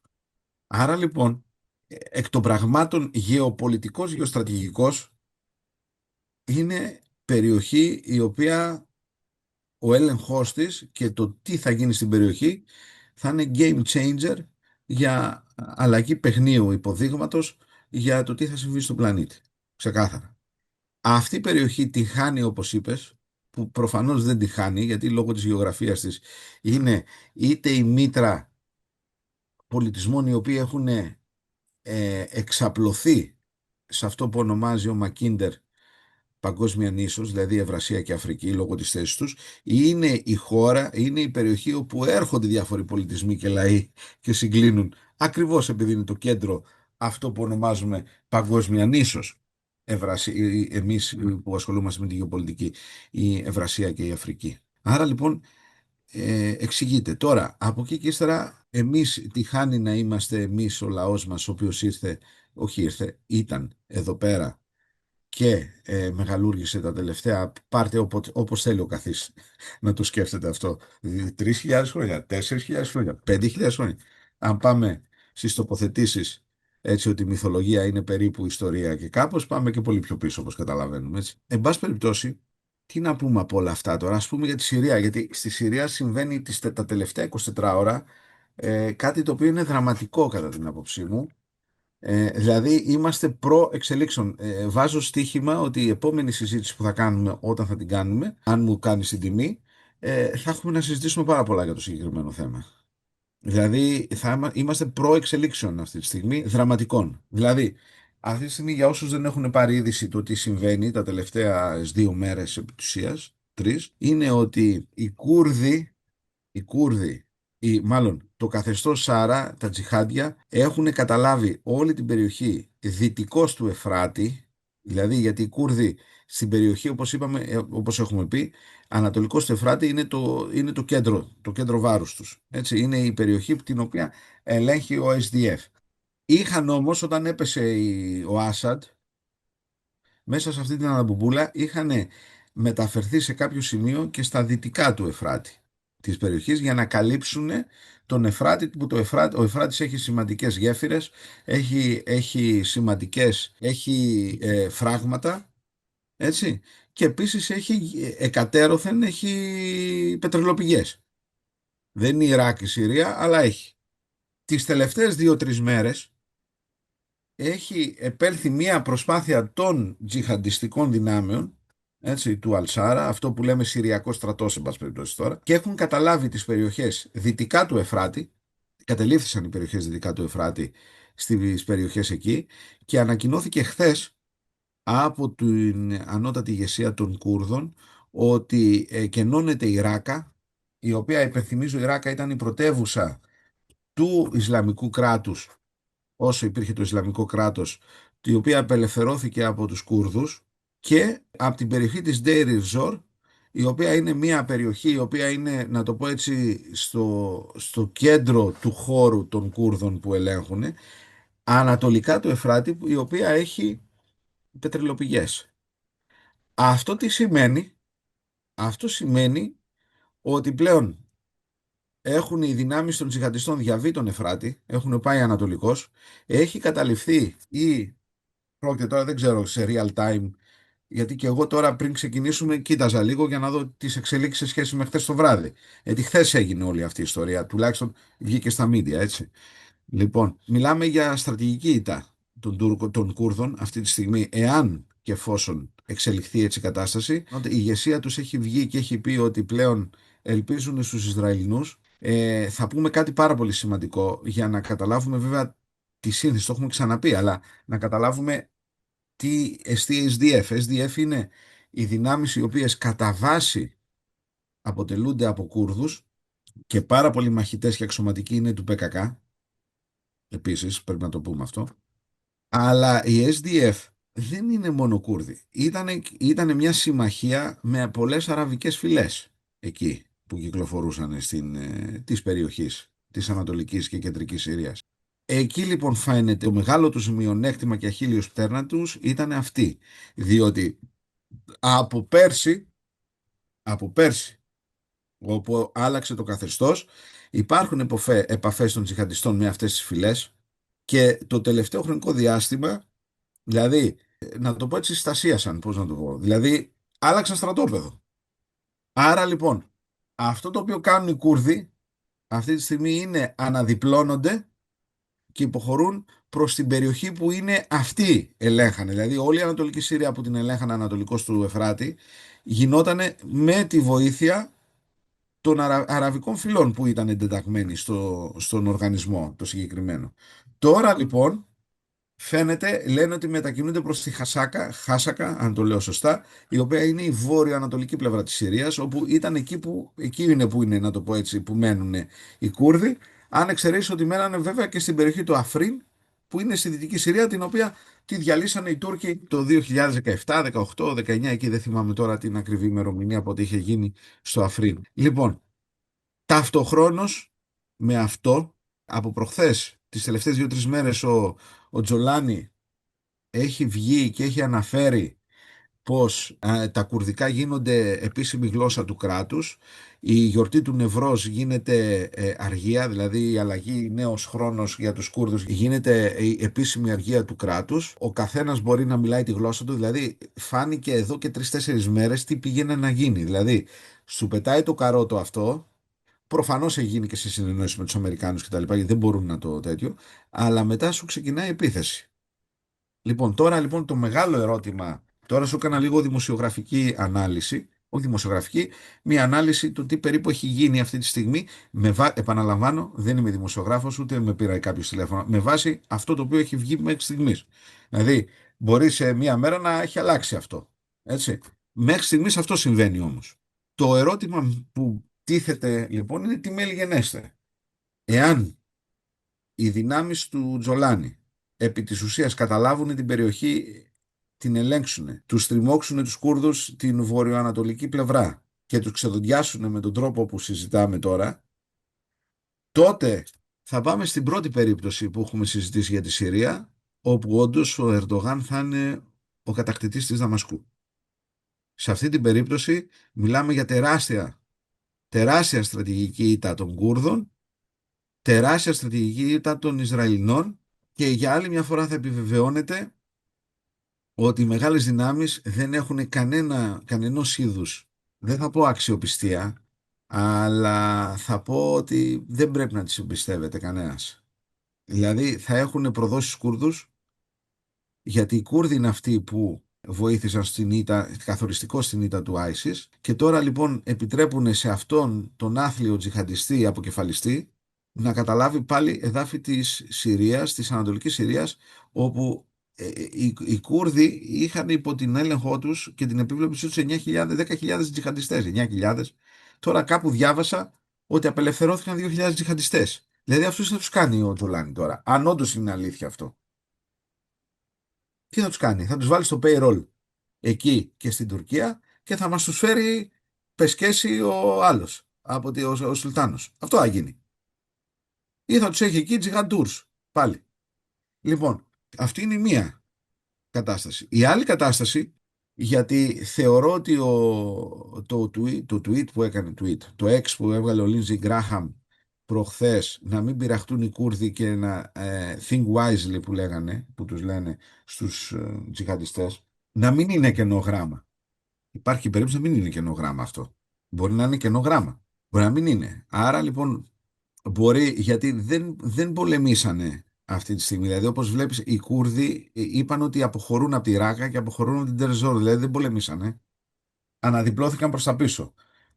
Αναδιπλώθηκαν λοιπόν είτε γιατί αισθάνονται αδύναμοι, άρα ισχύει η πρώτη περίπτωση, είτε γιατί έχει γίνει κάποιο τύπου συνεννόηση. Αυτό λοιπόν πρέπει να το δούμε, Κανέλο. Και το νούμερο 2 το οποίο συνδυάζεται με αυτό, και εδώ είναι το πιο εντυπωσιακό, ακόμα και αν οι Αμερικανοί το έχουν, είναι σε αυτή την κατάσταση και το θεωρούν έτσι, δηλαδή θέλουν να δώσουν και αυτό το leverage, να το πω έτσι, στον Τζολάνι, επί της ουσίας στους Τούρκους, δεν ξέρω οι Ισραηλινοί. Εκεί είναι το σημαντικό, γιατί πρόσεξε, εάν καθαρίσουν τους Κούρδους έτσι, θα ξεπουπουλιάσουν και τους Αλαουίτες στην περιοχή βορείως του Λιβάνου και νοτίως της Τουρκίας, όπου οι Αλαουίτες για μας, να σου το πω διαφορετικά, έχουν μεγαλύτερη σημασία από τους Κούρδους, ας το πούμε έτσι για την Ελλάδα. Γιατί είναι η μόνη περιοχή που έχει έξοδο στη θάλασσα η Συρία. Που σημαίνει λοιπόν, αν ο Ερντογάν θέλει να κάνει αυτού του τύπου τα μνημόνια, όπως το έκανε με τη Λιβύη, με τη Συρία που λένε, πρέπει η Δαμασκός να ελέγχει την παράλια της ζώνη, όπου είναι οι Αλαουίτες όμως. Και εκεί είναι πάλι μια περίεργη κατάσταση. Εκεί είναι που γνωρίζουμε ότι υπάρχει αντίσταση. Και υπάρχουν και Δρούζοι. Δηλαδή, επίσης αυτό σημαίνει ότι τυπιέται αυτό το οποίο είχαμε συζητήσει την προηγούμενη φορά, ο διάδρομος του Δαβίδ. Ήδη έχουν αρχίσει και κοροϊδεύουν οι Τούρκοι και τους κάνουν πλάκα στους Ισραηλινούς. Πάει ο διάδρομος του Δαβίδ, θυμάσαι που είχαμε πει, από το Ισραήλ, που φτάνει μέχρι τους Κούρδους της Βορείου Συρίας και μετά του Βορείου Ιράκ. Άρα λοιπόν μένει να δούμε τι ακριβώς, αν έχουν γίνει κάποια συνεννόηση, γιατί βλέπουν πολύ ησυχία από τους Ισραηλινούς σε αυτό αυτό στις 48 ώρες, και αυτό είναι, θεωρώ ότι ότι γίνεται τεράστια διαπραγμάτευση και παίγνιο με τους Αμερικανούς και τους Ισραηλινούς αυτή τη στιγμή. Οι Ισραηλοί έχουν αποδείξει ξεκάθαρα ότι δεν ακούνε τους Αμερικάνους εάν θεωρούν ότι τα συμφέροντά τους δεν εξυπηρετούνται με κάποιο τοποθέτηση των Αμερικανών.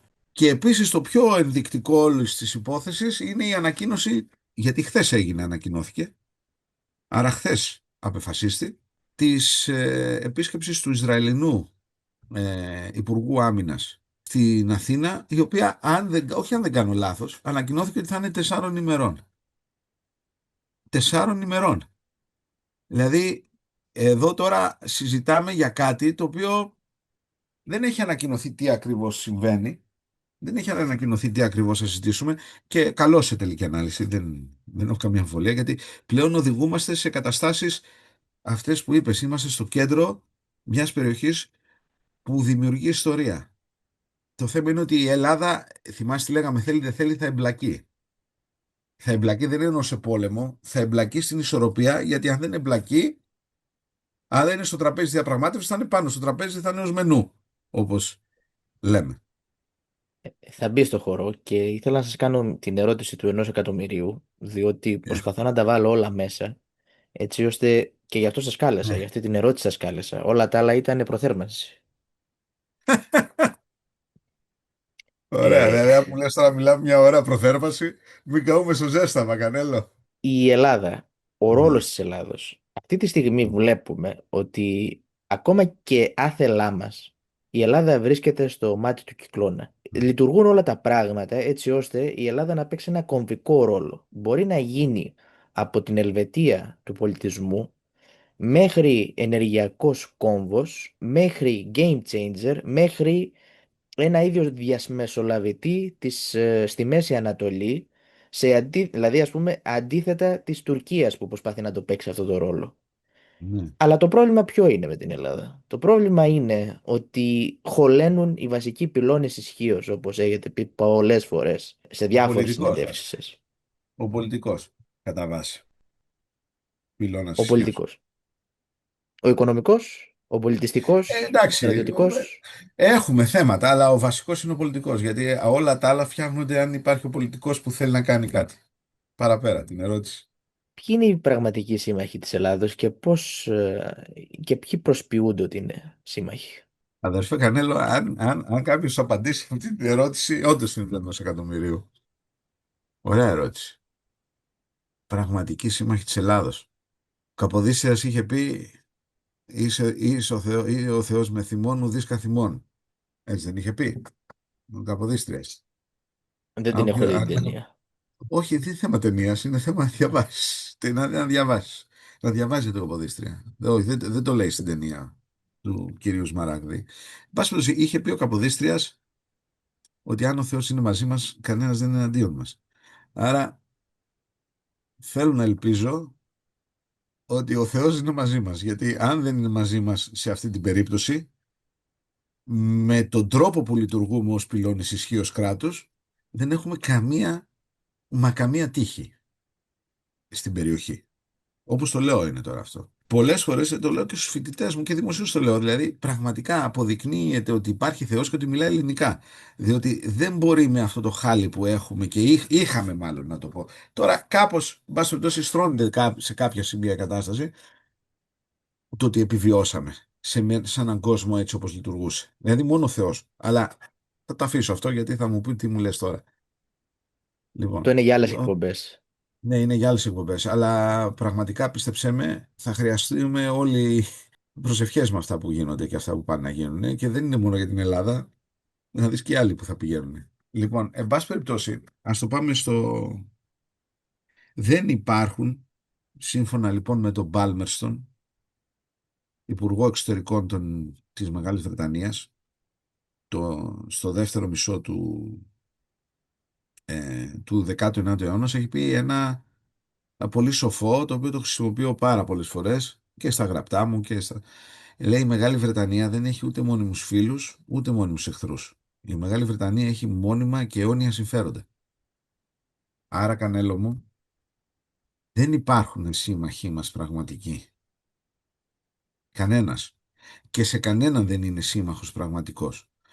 Γι' αυτό λοιπόν σε πήγα στο υπερβατικό αρχικώς, γιατί πραγματικά το υπερβατικό είναι κάτι που σου δίνει ελπίδα και πίστη. Από εκεί και ύστερα, αυτό το στο πρακτικό, έτσι, που πρέπει να πούμε, είναι να σκεφτόμαστε αυτό. Λέει, μας πρόδωσαν, λέει, οι σύμμαχοι. Ποιοι σύμμαχοι, ρε βλάκα, μας πρόδωσαν?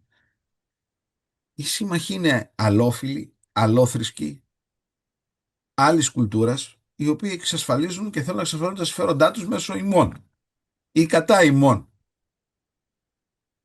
Όταν θεωρούν τα συμφέροντά τους συμπίπτουν με εμάς, έρχονται με εμάς. Όταν θεωρούν τα συμφέροντά τους συμπίπτουν με τον άλλον, έρχονται πάνε με τον άλλον. Δεν υπάρχει έννοια ούτε του διεθνούς δικαίου, ούτε της αιώνιας φιλίας. Άρα λοιπόν, πέραν του υπερβατικού, ο βασικός και πρώτος σύμμαχος των Ελλήνων είναι οι ίδιοι Έλληνες. Αν δηλαδή εμείς έχουμε ελληνόφωνο πολιτικό σύστημα και όχι ελληνικό, δεν χρειαζόμαστε κανέναν εχθρό. Θα διαλυθούμε μόνοι μας. Αν έχουμε ένα ελληνικό, επαναλαμβάνω, και ελληνότροπο, ελληνόφρονο και όχι ελληνόφωνο μόνο πολιτικό προσωπικό, μας αρκεί. Λοιπόν, δεύτερο, και αυτό λοιπόν ίσως είναι λίγο, δεν είναι γεωπολιτικό, αλλά θεωρώ ότι είναι πραγματικό. Η όποια εμπειρία μου επί του τομέως του συγκεκριμένου 20 χρόνια που ασχολούμαι, από φοιτητής έως τώρα, 25 χρόνια, αυτό μου έχει δείξει. Άρα λοιπόν, επειδή εσύ θέλεις να ακούσεις όμως χώρες, γιατί αυτό θες να ακούσεις. Λοιπόν, εγώ σου λέω τα δύο βασικά. Το υπερβατικό και το εσωτερικό. Η Ελλάδα και ο ελληνισμός θα καταρρεύσει εκ των έσω αν καταρρεύσει. Δεν θα καταρρεύσει από κάποιον εχθρό. Εκ των έσω, Κανέλο μου, θα καταρρεύσει. Άρα πρέπει να είμαστε σύμμαχοι του εαυτού μας. Άρα λοιπόν αυτοί που μας κυβερνάνε πρέπει να είμαστε σίγουροι ότι δεν είναι ελληνόφωνοι και είναι Έλληνες. Το λέω με όλη τη σημασία του λέξεως της φράσης μου αυτή. Ο καθένας ας το περάσει στο μυαλό του όπως θέλει. Δεν με ενδιαφέρει. Εμένα με ενδιαφέρει να το καταλάβουμε αυτό. Λοιπόν, και πάω τώρα ας πούμε σε χώρες. Όταν λέω ελληνισμός εννοώ Ελλάδα και Κύπρος, έτσι, μαζί. Δεν κάνω κανένα διαχωρισμό. Έτσι. Αυτά που λέω ισχύουν και για τα δύο. Και για τη Μητρόπολη και για το αδερφό κράτος της Κύπρου. Αυτή τη στιγμή τα συμφέροντά μας συμπίπτουν σε πολύ μεγάλο βαθμό αναφορικά με το τι συμβαίνει από τη Μεσοποταμία και δυτικά της Μεσοποταμίας με το κράτος του Ισραήλ. Είτε σε κάποιους αρέσει, είτε σε κάποιους δεν αρέσει, γιατί καταλαβαίνω τις συζητήσεις, Έλληνες είμαστε, ειδικά όσοι ασχολούμαστε με αυτά τα θέματα, με ιστορία, αντιλαμβανόμαστε. Αντιλαμβάνονται όλοι το τι λέμε τώρα, έτσι. Αυτή τη στιγμή οι Ισραηλοί μας χρειάζονται τόσο όσο τους χρειαζόμαστε κι εμείς. Επαναλαμβάνω λοιπόν, δεν είναι τυχαίο ότι θα έρθει εδώ, ήρθε, δεν ξέρω πότε θα έρθει σήμερα πάντως, ο Δευτέρα, ο Ισραηλινός Υπουργός Άμυνας, αλλά δεν έρχεται για τουρισμό τετραήμερο, αν όντως είναι 4 μέρες, όπως ανακοινώθηκε. Θα γίνουν συγκεκριμένα πράγματα, θεωρώ. Τι θα γίνουν δεν ξέρω ακόμα. Είμαι από αυτούς οι οποίοι εδώ και 1,5 χρόνο περίπου φωνασκούν ότι πρέπει να υπογράψουμε στρατιωτική συμμαχία με το Ισραήλ κατά της Τουρκίας. Και δεν έχω κανένα πρόβλημα να ονομαστεί και κατά της Τουρκίας. Αν ήμουν πολιτικός δεν θα το έλεγα αυτό. Θα έλεγα στρατιωτική συμμαχία για τη σταθερότητα στην περιοχή. Ωραία. Για τη Ήθελα να σε σταθερότητα στην ρωτήσω, περιοχή. Λοιπόν, πρέπει να προετοιμαζόμαστε για ένα θερμό επεισόδιο μέσα στο ναι, 26? ναι. Αν η Συρία ιτηθεί, συγγνώμη, αν οι Κούρδοι ιτηθούν, εάν η Συρία καταλήξει στον Αλσάρα, δηλαδή στην Τουρκία, οι επόμενοι είμαστε εμείς. Είναι ξεκάθαρο αυτό στα μάτια μου. Γι' αυτό πολλές φορές έχω πει ότι είναι, πώς να πω, το μαξιλαράκι ασφαλείας μας είναι το τι θα γίνει στη Συρία. Για την παγκόσμια ισορροπία είναι το τι θα γίνει στο Ιράν. Και στη Συρία, δεν το λέω, αλλά εμείς έχουμε ένα λόγο παραπάνω στη Συρία. Το είχαμε πει και την προηγούμενη φορά, επαναλαμβάνω. Είχαμε πει ότι η Συρία και το Ιράν είναι οι βασικές. Λοιπόν, εάν περάσει του Ερντογάν τελικά, δεν θα έχει κανένα μα κανένα πλέον, ειδικά κανένα ψυχολογικό πρόβλημα, ειδικά όταν έχουμε ΗΠΑ, Δανία για τη Γρυλανδία, να πει εντάξει παιδιά, έχουμε κι άλλη μια διαμάχη μες στο ΝΑΤΟ, την οποία πρέπει να επιληθεί. Όσοι λένε περί διεθνούς δικαίου και συνθήκων και τα λοιπά, πολύ ωραία, συμφωνώ μαζί, μπορούμε να τα χρησιμοποιούμε, αλλά επουδενή και προς Θεού να μην πιστέψουμε αυτά τα οποία λέμε. Δεν υπάρχουν αυτά σε αυτή την εποχή. Αυτή η εποχή είναι που αλλάζει το διεθνές σύστημα. Όταν αλλάζει το διεθνές σύστημα, αλλάζει με την ισχύ. Μετά, όταν θα σταθεροποιηθεί το διεθνές σύστημα σε κάτι άλλο, θα έχουμε για άλλα 50-60 χρόνια και θα λέμε για το διεθνές δίκαιο, όπως θα έχει και αυτό αλλάξει, μετατραπεί κτλ. Με βάση την πραγματικότητα που θα έχει δημιουργηθεί. Ναι, μετά ναι, πάλι. Αλλά τώρα το μόνο που μετράει είναι η ισχύς. Εάν το διεθνές δίκαιο είναι μαζί μας, και εγώ μαζί σου, ρε Αρτέμι. Θες να το βάζεις μπροστά όλη την ώρα, να το βάζεις. Αλλά δεν μπορεί να κρύβεσαι πίσω από αυτό και να λες, μα έχω δίκιο, άρα δεν θα γίνει τίποτα. Ή, μα έχω δίκιο, αλλά δεν πειράζει να σου συζητήσω με τους Τούρκους, γιατί έχω δίκιο. Δεν ισχύουν αυτά. Γι' αυτό μίλησα για τις ηγεσίες. Λοιπόν, άρα, επαναλαμβάνω, θεωρώ και είμαι σαφής με το θέμα του Ισραήλ. Δεν έχουμε τίποτα με τους Ιρανούς να χωρίσουμε. Έχουμε 3 φορές πολεμήσει με τους Ιρανούς και τις 3 φορές έχει αλλάξει η δομή του κράτους του Ιράν, της Περσίας, μετά από συντριπτικές ήττες από τον Ελληνισμό. Δηλαδή, πώς να σου πω, είναι βασικοί πελάτες της ελληνικής ιστορίας οι Πέρσες, έτσι, είτε με τους Αχεμενίδες, με τους Μυδικούς πολέμους, είτε με τον Μεγαλέξανδρο, είτε με τον Ηράκλειο, να το πω έτσι. Λοιπόν, και στις 3 περιπτώσεις άλλαξαν, πώς να το πω τώρα, Το ρου της ιστορίας άλλαξε για να είμαι όπως ακριβής. λέει, ας πούμε, τα παιδαία, λέει, τους αλλάξαμε το ζώδιο. Λοιπόν, μετά τη σύγκρουση. Δηλαδή, αλλάξαμε μέχρι και θρησκεία λόγω της ήττας από τον Ηράκλειο. Κατά βάση ήταν τόσο αδύναμοι που τους πήραν οι Άραβες και πολύ εύκολα, έτσι. Και ήταν σε τέτοια κατάσταση αδυναμίας που τους κάνουν μουσουλμάνους. Ισλάμ. Από Ζωροάστρες που ήταν. Λοιπόν, εν πάση περιπτώσει, τα αφήνω αυτό. Θέλω να πω ότι με τους Πέρσες δεν έχουμε να χωρίσουμε εμείς κάτι αυτή τη στιγμή. Άρα, μια συμμαχία με το Ισραήλ ούτε είναι εναντίον, στρέφεται κατά των Περσών, ούτε στρέφεται φυσικά και κατά των Αράβων. Προφανέστατα στρέφεται κατά αυτών των Αράβων, οι οποίοι θα λειτουργήσουν ως μπροστάτζες των Τούρκων. Είναι ξεκάθαρο αυτό. Έτσι. Άρα λοιπόν μια συμμαχία, και ούτως αλλιώς οι Ισραηλοί αυτό θέλουν. Δεν θέλουν να στείλουμε μαχητικά να βομβαρδίζουν Τεχεράνη, δεν έχουν κάποια ανάγκη για τέτοιο πράγμα. Έχουν όμως ανάγκη στα δυτικά τους και στα βόρεια.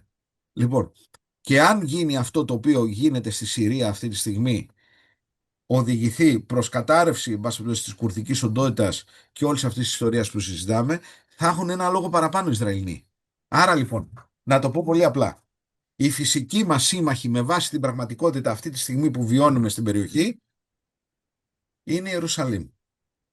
Αυτή. Μετά, θέλουμε να πούμε και κάποιους άλλους.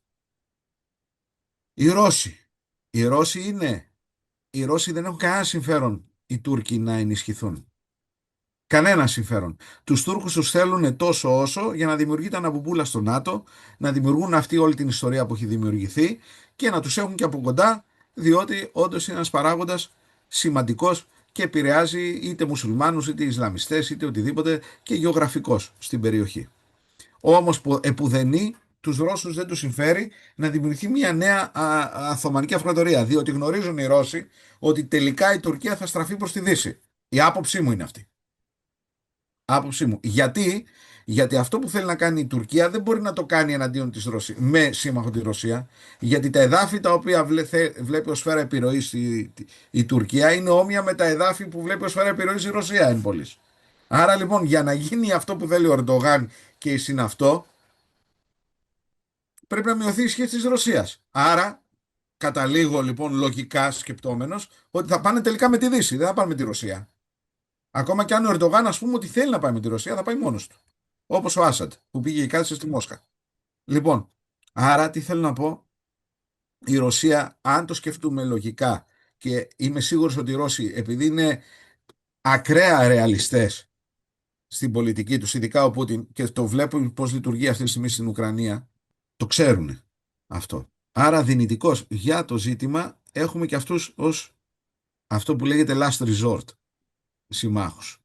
Και από εκεί και ύστερα υπάρχουν οι δυνάμεις. Βλέπεις, δεν σου λέω την Αίγυπτο, γιατί ένας από τους λόγους που λέμε για το Ισραήλ, φίλε Κανέλο, είναι ότι με το Ισραήλ πρέπει, γιατί η Αίγυπτος δεν είναι αξιόπιστη. Όχι ότι είναι εχθρική απέναντί μας. Έχει θέμα η Αίγυπτος να υποστηρίξει το ρόλο της ως η πρώτη αραβική δύναμη και η πιο ισχυρή σουνιτική χώρα. Όταν λοιπόν γίνεται αυτά που γίνονται στη Μέση Ανατολή με το Ισραήλ κτλ., από τη μία την έχει την Αίγυπτο, η Αίγυπτος έχει κάνει τεράστια deal ενεργειακά και ασφαλείας με το Ισραήλ, από την άλλη όμως έχει και ένα ρόλο ο οποίος είναι κατά του Ισραήλ, όπως γίνεται κατανοητό. Και βλέπουμε λοιπόν αυτά που συμβαίνουν στη Σομαλιλάνδη, ναι. Βλέπεις λοιπόν ότι η Αίγυπτος αρχίζει και μπαίνει και σε συσσωματώσεις σε συγκεκριμένες περιπτώσεις κατά του Ισραήλ. Άρα λοιπόν δυνητικός, φυσικά αυτό δεν σημαίνει ότι η Αίγυπτος και συνομιλεί με την Τουρκία σε αυτές τις περιπτώσεις. Αυτό δεν σημαίνει ότι θα σταθεί κατά μας, αλλά σημαίνει ότι δεν είναι 100% υπέρ μας και επίσης είναι και ασταθές στο εσωτερικό της. Δηλαδή μπορεί ανά πάσα στιγμή να συμβεί κάτι στην Αίγυπτο, όπου να δούμε ένα Μόρση 2 και μετά κλάφτα χαράλαμπε. Άρα λοιπόν, θέλω να το ίδιο και για τους Ισραηλινούς. Θέλω να πω, όποιος σκέφτεται λογικά ως άνθρωπος και σκέφτεται από τα Ιεροσόλυμα ως Ισραηλινός και από την Αθήνα ως Έλληνας, είναι, πώς να πω τώρα, είναι αναπότρεπτο το να έχουμε μια σταθερή συμμαχία με αυτούς. Και από εκεί και ύστερα βλέπεις ότι δεν σου μιλάω για τις Ηνωμένες Πολιτείες. Για τις Ηνωμένες Πολιτείες είναι μια δύναμη η οποία προφανέστατα είναι η χώρα με την οποία είναι νούμερο ένα, πρέπει να τους πείσουμε ότι τα συμφέροντά τους συμπίπτουν με τα δικά μας. Για την ακρίβεια προσπαθούν να μας πείσουν αυτοί ότι τα συμφέροντά τους συμπίπτουν με τα δικά μας. Και υπογράψαμε αυτό το Σεπτέμβριο που έγιναν όλες οι ιστορίες με τα ενεργειακά κτλ. Όμως είναι μεγάλη δύναμη και βλέπουμε πώς λειτουργούν. Δηλαδή έχουν έναν πρέσβη, τον Μπάρακ εκεί, ο οποίος λειτουργεί ως ατζέντης των Τούρκων. Δηλαδή θέλω να πω, ναι, οπωσδήποτε η χώρα πρέπει να κοιτάει ατλαντικά.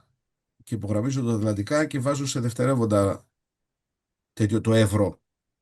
Γιατί για την ασφάλειά μας δεν θα μας βοηθήσουν η Ευρωπαϊκή Ένωση. Η Ευρωπαϊκή Ένωση, αν γίνει κάτι, θα το συζητήσει στην επόμενη Σύνοδο Κορυφής μετά από 2 μήνες. Τι θα κάνει και θα βάλει κυρώσεις σε όποιον θα βάλει, αν θα βάλει. Λοιπόν, η ασφάλειά μας είναι άμεσα συνισταμένη με το τι θα γίνει με τη σχέση μας με τις ΗΠΑ, στην οποία όμως περνάει το 3+1. Δηλαδή έχει θεσμικό ρόλο πέραν του ΝΑΤΟ. Αυτό θέλω να πούμε. Δηλαδή το 3+1 είναι δικλείδα ασφαλείας για τη χώρα αυτή τη στιγμή. Άρα λοιπόν έχεις το Ισραήλ που πραγματικά θεωρώ, συγγνώμη για να μην λέω θεωρώ ότι επειδή συμπίπτουν τα συμφέροντά μας θα βοηθήσει, έτσι, είναι θέμα ασφαλείας του ίδιου του Ισραήλ. Λοιπόν, έχουμε θεσμικό πλέον πλαίσιο για το συγκεκριμένο πράγμα, το 3+1, στο οποίο λοιπόν είναι υποχρεωμένες, αφού και οι Ηνωμένες Πολιτείες το επιζητούν και το ζητάνε και το θέλουν κτλ., να το τιμήσουν. Δηλαδή δεν υπάρχει με την Τουρκία αντίστοιχο 3+1 των Ηνωμένων Πολιτειών. Αυτό θέλω να πω. Άρα λοιπόν, ναι, καλό το ΝΑΤΟ, καλή η Ευρωπαϊκή Ένωση. Απλά οι Ευρωπαίοι θα το συζητάνε μέχρι να παγώσει η κόλαση. Το ΝΑΤΟ, όπως καταλαβαίνετε, θα βγει ο κύριος Ρούτε. Δουλειά του είναι. Εν πάση περιπτώσει, εγώ τους καταλαβαίνω αυτούς τους ανθρώπους. Είναι, πώς να πω, εκ του DNA φιλότουρκοι, γιατί το σκέφτονται και καλά σκέφτονται με όρους ψυχρού πολέμου η Τουρκία θα εξορροπήσει τη Ρωσία, εν πάση περιπτώσει, και θα σου πούνε βρείτε τα. Οκ. Θα τους πολεμήσουμε και εκεί, όχι το ΝΑΤΟ, τους Τούρκους.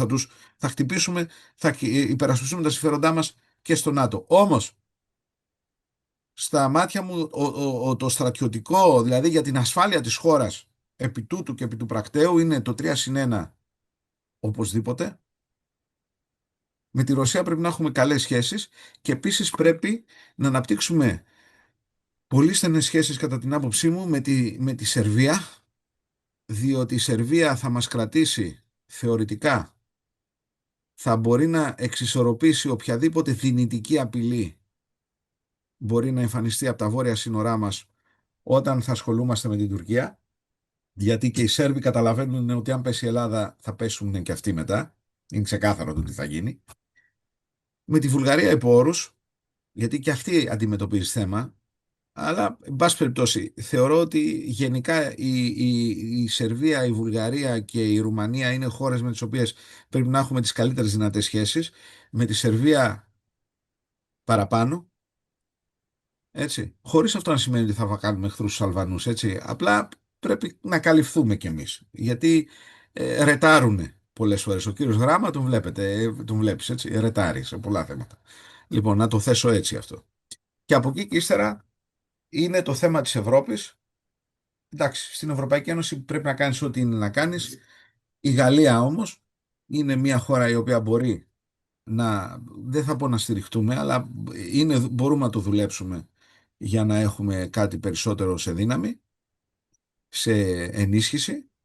Οι άλλες ευρωπαϊκές χώρες, η Ιταλία θα έπρεπε να την πλησιάσουμε. Την κυρία Μελώνη, αν της μιλήσεις, οι Ιταλοί έχουν τα συμφέροντά τους στην περιοχή, παίζουν με τους Τούρκους, όπως και οι Ισπανοί παίζουν πάρα πολύ με τους Τούρκους. Αλλά, εν πάση περιπτώσει, εκεί είναι θεωρώ, δεν μπορώ να σου πω από τώρα. Θεωρώ ότι κάπως μπορείς να το προσεγγίσεις το θέμα γιατί έχουν και ιστορικές μνήμες και μπορείς να το διαχειριστείς το τι θα γίνει στη Λιβύη. Βλέπω οι Ιταλοί είναι οι πιο. Δηλαδή, ό,τι υπογράψαμε, τα υπογράψαμε με τους Ιταλούς για τις θαλάσσιες ζώνες χωρίς ιδιαίτερα προβλήματα κτλ. Άρα θεωρώ ότι μπορεί να δουλευτεί.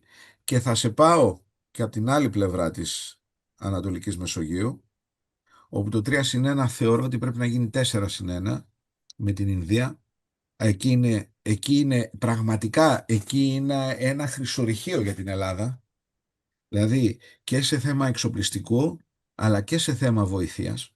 Δηλαδή η Ινδία πρώτον κύριο είναι η πολύφερνη νύφη του νέου συστήματος, γιατί τα έχει πολύ καλά με την Ρωσία, τα έχει πολύ καλά καλά με την Αμερική και έχει ανταγωνιστική σχέση με την Κίνα. Οπότε, όπως καταλαβαίνεις, την κυνηγάνε και οι Ευρασιάτες και οι Δυτικοί.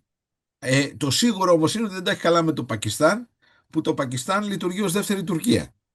Λοιπόν, και φάνηκε αυτό και στον πόλεμο του Απριλίου, το σύντομο που είχα, Απρίλιο αν δεν κάνω λάθος, ήταν το σύντομο μεταξύ Ινδίας και Πακιστάν. Χωρίς αυτό βέβαια να σημαίνει ότι κάνεις εχθρό, ψώνει και καλά το Πακιστάν. Απλά αν το Πακιστάν αποφασίσει να είναι εχθρός μας, τι να κάνουμε, σε λαβή. Λοιπόν, από μόνοι τους. Λοιπόν, άρα Ινδία και φυσικά δεν θέλω να ξεχάσω σε αυτό το σχήμα που θα μπορούσε να δημιουργηθεί, Ηνωμένα Αραβικά Εμιράτα, πάρα πολύ σημαντικό, και με τη Σαουδική Αραβία, και εδώ βλέπεις η Σαουδική Αραβία παίρνει το ρόλο της Αιγύπτου επίσης. Δηλαδή πηγαίνει και σε συσσωματώσεις και καταστάσεις γιατί έχει ακριβώς αυτού του τύπου τα ζητήματα με το ποιος ελέγχει τι στο μουσουλμανικό και σουνιτικό κόσμο. Και βλέπεις λοιπόν ότι αρχίζουν και οι Σαουδάραβες σε κάποια θέματα είναι συμβατά, ξέρω εγώ, με τους Ισραηλινούς, σε κάποια πάνε εχθρικά με τους Ισραηλινούς. Δηλαδή η Αίγυπτος και η Σαουδική Αραβία είναι χώρες οι οποίες είναι και μεγάλες και πολύ σημαντικές. Εμείς δεν έχουμε κανένα λόγο να είμαστε εναντίον τους. Καλώς έχουμε μοίρα Patriot να υποστηρίζει τη Σαουδαραβική ασφάλεια και πρέπει να συνεχίσουμε όπως είναι. Απλά τα Ηνωμένα Αραβικά Εμιράτα είναι πάρα πολύ πιο δεκτικά απέναντί μας γιατί συμπίπτουν πολύ τα συμφέροντά τους με το Ισραήλ, όπως φαίνεται στη Σομαλιλάνδη και το τι γίνεται αυτή τη στιγμή στην Ερυθρά. Νομίζω ότι έχουμε κάνει μια ανάλυση, Ναι, τι να πω όχι, τώρα, ήταν. μιας εξωτερικής πολιτικής της οποίας ίσως μια ελληνική κυβέρνηση θα αποφάσισε να πάρει κάποια στοιχεία, δεν είμαι εγώ που θα το πω, αλλά καταλαβαίνεις ότι θέλω να πω ότι έχουμε δυνατότητες ως εξωτερική πολιτική για να το θέσω σωστά, όπως πρέπει.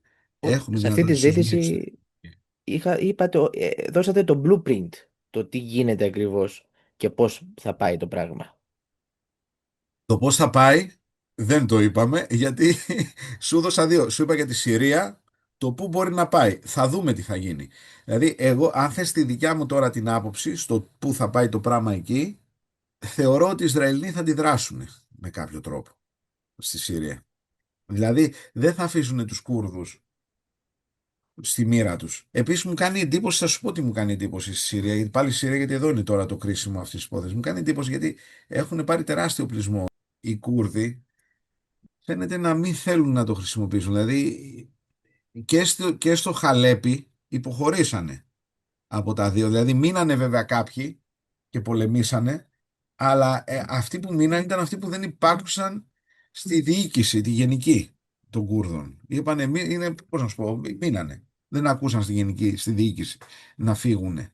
Άρα θεωρώ, και μετράω τα λόγια μου, θεωρώ ότι κάπου κάτι έχουν συνεννοηθεί. Αν δεν έχουν συνεννοηθεί, θα πάμε στην κατάσταση που σου είπα. Δηλαδή, όντως, μετά από ένα χρόνο θα έχει νικήσει ο Ερντογάν στη Συρία, πραγματικά. Δηλαδή, η Συρία θα πάει και θα γίνει σατζάκι της Τουρκίας, effectively που λένε οι Αμερικανοί και οι Άγγλοι. Έτσι, να είναι ξεκάθαρο αυτό. Εάν, το οποίο βέβαια θα είναι, πώς να πω, θα είναι τεράστια ήττα για το Ισραήλ. Δεν για την Ελλάδα, γιατί για την Ελλάδα δεν έχουμε μπλακεί εμείς σε κάτι εκεί. Θα είναι τεράστια ήττα για το Ισραήλ. Τεράστια ήττα για το Ισραήλ. Και τεράστια απειλή ασφαλείας.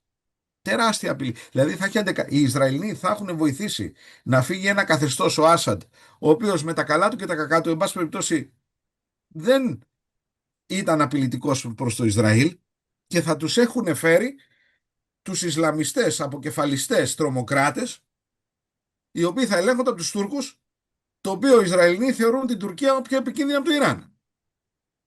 Δηλαδή, give me a break. Άρα δηλαδή θέλω να πω ότι δεν έχει λογική να μην εν πάση περιπτώσει, με κάποιο τρόπο να εμπλακούν οι Ισραηλοί. Τώρα, αν αυτό δεν μπορώ να ξέρω τι έχει διεμευθεί μεταξύ Ισραηλινών, Αμερικανών, Κούρδων, δεν ξέρω τι, σου λέω με βάση τη λογική την ανάλυση. Έτσι. Λοιπόν, το ότι είναι ο Ισραηλινός όμως ήρθε σήμερα εδώ, εμένα μου λέει πολλά. Προφανώς θα δούμε το επόμενο χρονικό διάστημα τι ακριβώς θα γίνει. Άρα δεν μπορώ να σου πω τι θα γίνει. Τώρα σου λέω τι θεωρώ ότι μπορεί να γίνει. Και αυτό το λέω στεγνά, όπως βλέπεις δεν βάζω το μανδύα του Έλληνος, τι θέλω να γίνει.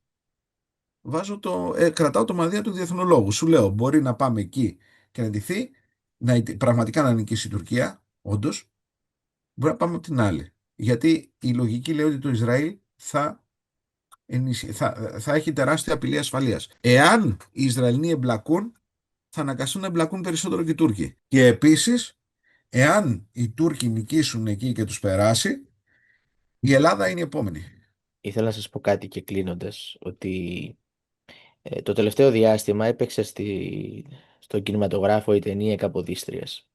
Ναι, Και προσπαθώντας να καταλάβω τι ακριβώς έχει γίνει με αυτή την ταινία, το οποίο είναι φαινόμενο πλέον αυτή η ταινία, κατάλαβα ακριβώς τι ήθελε να κάνει ο σκηνοθέτης. Η ταινία σαν ταινία μπορεί να έχει οποιαδήποτε κριτική, αλλά λόγω ότι η Ελλάδα βρίσκεται σε μια σύγχυση, σε μια κατάσταση που πάει να βρει την ταυτότητά της, θεωρώ ότι ο σκηνοθέτης προσπάθησε να φέρει στο συλλογικό ασυνείδητο του Έλληνα ότι το σημαντικότερο πράγμα είναι να έχεις ανθρώπους πολιτικούς ή ανθρώπους αρχηγούς σαν τον Καποδίστρια για να Έλληνες. φέρει το όραμα. Γιατί αυτό που λείπει από την Ελλάδα πλέον είναι το όραμα. Πιστεύω ότι θεωρώ ότι έχουμε προσωπικότητες, έχουμε ανθρώπους να ξαναφτιάξουν αυτή την Ελλάδα, αλλά μας λείπει ένα όραμα που προσπαθούμε να το δούμε. Εσείς πώς βλέπετε αυτή την ταινία και αυτό το φαινόμενο Καποδιστρίας? Προσωπικά την είδα δύο φορές. Μία την είδα με τον κύριο Σμαραγδί και τον κύριο Μελετόπουλο, που έγινε για τα παιδιά της Ιωνίου Σχολής, στην οποία είναι ένα από τα ιδρύματα που έχω την τιμή να διδάσκω. Και το δεύτερο το είδα με την οικογένειά μου. Τη δεύτερη φορά τα Χριστούγεννα. Εκεί φάνηκε αυτό που σου είπα, Κανέλο μου, για τους Έλληνες και τους ελληνόφωνους. Προσπάθησαν με νύχια και με δόντια τα άθλια υποκείμενα τα άθλια υποκείμενα, τα οποία ιδεολογικώς έχουν καταλάβει τη χώρα τα τελευταία 50 χρόνια και την ευνουχίζουν, να μας πούν τι ακριβώς. Να μας πούν τι, ότι ο Σμαραγδής έκανε τι, δεν ήταν ακριβής σε αυτά τα οποία παρουσίασε. Ήτανε ταινία, μήπως τη θέλανε Hollywood, να τη δούνε για να δούνε πώς έσφαζαν οι Έλληνες τους Τούρκους και οι Τούρκοι τους Έλληνες. Έπρεπε να δείξουν τι ακριβώς θέλανε να κάνουν. Να μας πούν ότι δεν είχε ήταν καλοί χαρακτήρες ή δεν... Λοιπόν, αυτό το οποίο προσπάθησαν να κάνουν και εκεί φάνηκε, ξέρεις τι γίνεται, εκεί αληχτάνε, ξέρεις γιατί, δεν είναι μόνο για τον Καποδίστρια. Είναι γιατί είχε τον Άγιο Παΐσιο πέρσι. Αυτό που έγινε με τον Άγιο Παΐσιο δεν έχει ξαναγίνει στην ελληνική τηλεόραση, στο πόσος κόσμος τον παρακολούθησε. Και μετά τον Άγιο Παΐσιο τους έρχεται καπάκι σε αυτά τα άθλια υποκείμενα ο μεγαλύτερος ηγέτης της νεωτέρου ελληνικής ιστορίας, ο Καποδίστριας. Λοιπόν, και όλοι αυτοί οι οποίοι θέλουν να ευνουχίσουν τον Έλληνα και να τον κάνουν ελληνόφωνο, καταλάβανε ότι δεν μπορούν να το λειτουργήσουν γιατί ο κόσμος ακούει άλλα πράγματα και βλέπει άλλα πράγματα. Θα σου πω την άποψή μου για την ταινία. Μου είπες ότι δεν την έχεις δει. Προφανώς φαντάζομαι ότι θα τη δεις κάποια στιγμή. Α, Ο Σμαραγδής δεν έκανε ταινία για τον Καποδίστρια. Έκανε ταινία για το έθνος των Ελλήνων. Ήταν μια απολύτως κατά την άποψή μου. Δεν είμαι ούτε κριτικός κινηματογράφου ούτε τίποτα. Είμαι ένας Έλληνας. Έχω διαβάσει ιστορία βέβαια. Όσο μπορώ. Όχι, δεν είμαι ιστορικός. Και ασχολούμαι με ό,τι ασχολούμαι. Λοιπόν, εγώ θεωρώ ότι ήταν μια ακραίως πνευματική ταινία. Πνευματική ταινία. Έκανε μια πνευματική ταινία. Έβγαλε όλα τα παράτερα πράγματα τα οποία μπορούσαν να διώξουν τον τηλεθεατή από το κέντρο της προσοχής που ήταν το πρόσωπο αυτό, μάλλον όχι το πρόσωπο, το τι έκανε το πρόσωπο αυτό. Έτσι, αυτή ήταν η ουσία του πράγματος. Άρα ήταν λιτό, δωρικό υπό αυτή την έννοια. Μην ξεχνάμε ότι είναι και μαθητής του Αγγελόπουλου ο κύριος Μαραγδής. Έχει δικό του ύφος έτσι στις ταινίες του. Αλλά δεν ήθελε να παρουσιάσει απλά τον άνθρωπο Καποδίστρια. Ήθελε να παρουσιάσει το όραμα του έθνους. Ήθελε να παρουσιάσει, ξέρεις τι, δεν την έχεις δει, αλλά φαντάζομαι έχεις ακούσει κτλ. Παρουσιάζει δίπλα του έναν κοσμοκαλόγερο, ο οποίος φυσικά δεν υπήρχε, δεν ήτανε, όμως έδειχνε ας πούμε ότι πήγαινε με θεία χάρη ότι έκανε ο Καποδίστριας. Και στο τέλος, εγώ είναι δύο συγκλονιστικές στιγμές, καλά είναι πολλές, αλλά είναι σε μια φάση που γυρνάει ο Καποδίστριας στο τελευταίο βράδυ, γιατί του γνώριζε ότι θα δολοφονηθεί και αυτό είναι ιστορικός ακριβές. Δίνει ένα γράμμα σε αυτόν τον κοσμοκαλόγερο, σε αυτόν που τον ακολουθούσε, έτσι, τον χαριτωμένο άνθρωπο. Δίνει ένα γράμμα και του λέει είναι το σχέδιο. Είναι για τους επόμενους, για όποιον θελήσει. Είναι συγκλονιστικό αν το σκεφτεί κάποιος αυτό. Δηλαδή, χωρίς να λέει τι είναι το σχέδιο. Για τους επόμενους, για όποιον θελήσει. Είναι τρομακτικό να το σκεφτείς τι περνάει ο ποιητής, θα πω, της ψυχής πάνω σε αυτό. Και δηλαδή ο καθένας μπορεί να βάλει στο μυαλό του τι είναι το σχέδιο. Γιατί, για ποιο πράγμα είναι. Και όταν πηγαίνει στον Άγιο Σπυρίδωνα να περάσει στην ιστορία ο Καποδίστριας, τον ακολουθούν οι μυροφόρες και ψέλνει ο Καποδίστριας. Προφανώς δεν έγινε έτσι αυτό.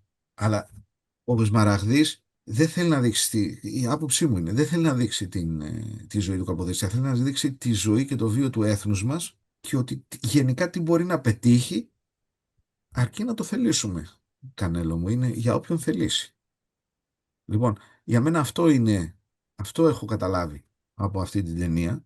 Προτρέπω όλους τους Έλληνες να πάνε να τη δούνε. Αν μη τι άλλο να υποστηρίξουν έναν άνθρωπο ο οποίος έκανε κάτι για μας, για όλους μας. Για όλους μας. Και ο κόσμος το πώς ανταποκρίνεται δείχνει τη δίψα του για όλο αυτό και δείχνει ακριβώς την αντίληψή του ότι καταλαβαίνει τι γίνεται. Δεν είναι ηλίθιος ο Έλληνας, καταλαβαίνει τι γίνεται. Απλά ο Έλληνας είναι μακρόθυμος, μεγάθυμος, αλλά είναι μέχρι να του γυρίσει. Απλά εγώ ελπίζω να του γυρίσει πριν οδηγηθούμε σε κάποια κατάσταση που θα είναι μία αναστρέψιμη. ναι. Το ήθελα να σου πω. Το σχέδιο. Το σχέδιο. Αν και κάνατε Το spoiler, πράγμα. γιατί δεν περίμενα να ακούσω ότι ο Καποδίστρας πεθαίνει στην ταινία. Δεν την έχω δει την ταινία και μου κάνετε spoiler. Εντάξει, Ε, δεν θα δείχνει η δολοφονία του. θα ήθελα να πω ότι Θα χωρίς δείχνει να τη την δολοφονία. έχω δει, Συγγνώμη τώρα που κάνω σου κάνω spoiler, θα δείχνει τη δολοφονία του. Μα όλη η ιστορία είναι. Όλη η ιστορία η επίσημη, ποιος τον έφαγε, γιατί τον φάγανε. Δεν σου λέω τι λέει τα υπόλοιπα.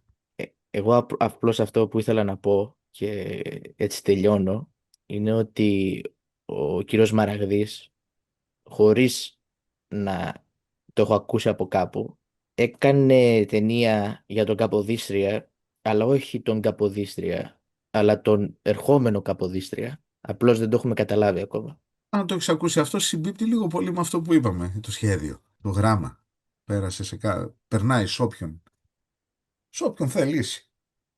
Το γράμμα δεν λέει σε όποιον, σε κάποιον. Κάποιο θα θελήσει. Απλά το πρόβλημα είναι μην είναι μία αναστρέψιμη. Μία αναστρέψιμη κατάσταση. Αυτό. Να πω κάτι απλά, να πω ότι υπάρχουν Έλληνες οι οποίοι θέλουν να ανυψώσουν το ηθικό και να δείξουν την πραγματικότητα στους λαλημένους από βαλόμενους πανταχώθεν Έλληνες. Ο κόσμος ξυπνάει, δηλαδή δεν θα είναι εύκολο για αυτούς που θέλουν να μας ευνοχήσουν να ολοκληρώσουν τη διαδικασία. Απλά ελπίζω όταν θα είμαστε ξύπνοι να μην είναι μία αναστρέψη, να το ξαναλέω αυτό. Και υπάρχουν καλλιτέχνες οι οποίοι στέκονται στο ύψος των περιστάσεων. Εγώ δεν θα πω μόνο, εγώ θα μιλήσω και για το Σταμάτη το Σπανουδάκι. Υπάρχουν άνθρωποι οι οποίοι βλέπεις το έργο τους και καταλαβαίνεις την ψυχή τους και καταλαβαίνεις ότι στην ψυχή τους έχουν Ελλάδα και έχουν και Χριστό. Λοιπόν, αυτά είναι πολύ καλύτερα μηνύματα από όλες αυτές τις αθλιότητες που βλέπουμε εδώ και εκεί και γύρω μας και να μας κάνουν τα σήματα σημαντικά και τα σημαντικά σήματα. Κύριε φίλοι, σας ευχαριστώ θερμά για αυτή την απολύτως ειλικρινή κουβέντα. Να είστε καλά. Κανέλο μου, σε ευχαριστώ ακόμα μια φορά για τη φιλοξενία σου στο κανάλι σου. Καλή χρονιά και πάλι και τι να πω. Έχει το Ελ- επανειδή μου. Ελπίζω όσοι μας είδατε να μην τρομάξατε, αλλά να αφυπνιστήκατε. Γιατί να Γράψτε μου στα, τρομάξανε. Για το σχέδιο είπαμε. Γιατί να τρομάξανε. Γράψτε μου στα σχόλια τι κρατήσατε περισσότερο και για το τι ανησυχείτε για το 2026. Αν θέλετε να ξαναφέρουμε τον κύριο Φίλη με πιο εξειδικευμένο θέμα, πείτε μου ποιο θέμα θέλετε να ξαναξεψαχνίσουμε. Μην ξεχάσετε να κάνετε like, εγγραφή και καμπανάκι, κοινοποίηση. Επίσης μπορείτε να κάνετε και μια δωρεάν PayPal, αν θέλετε. Μέχρι την επόμενη φορά, σκεφτείτε ελεύθερα και πράξτε υπεύθυνα.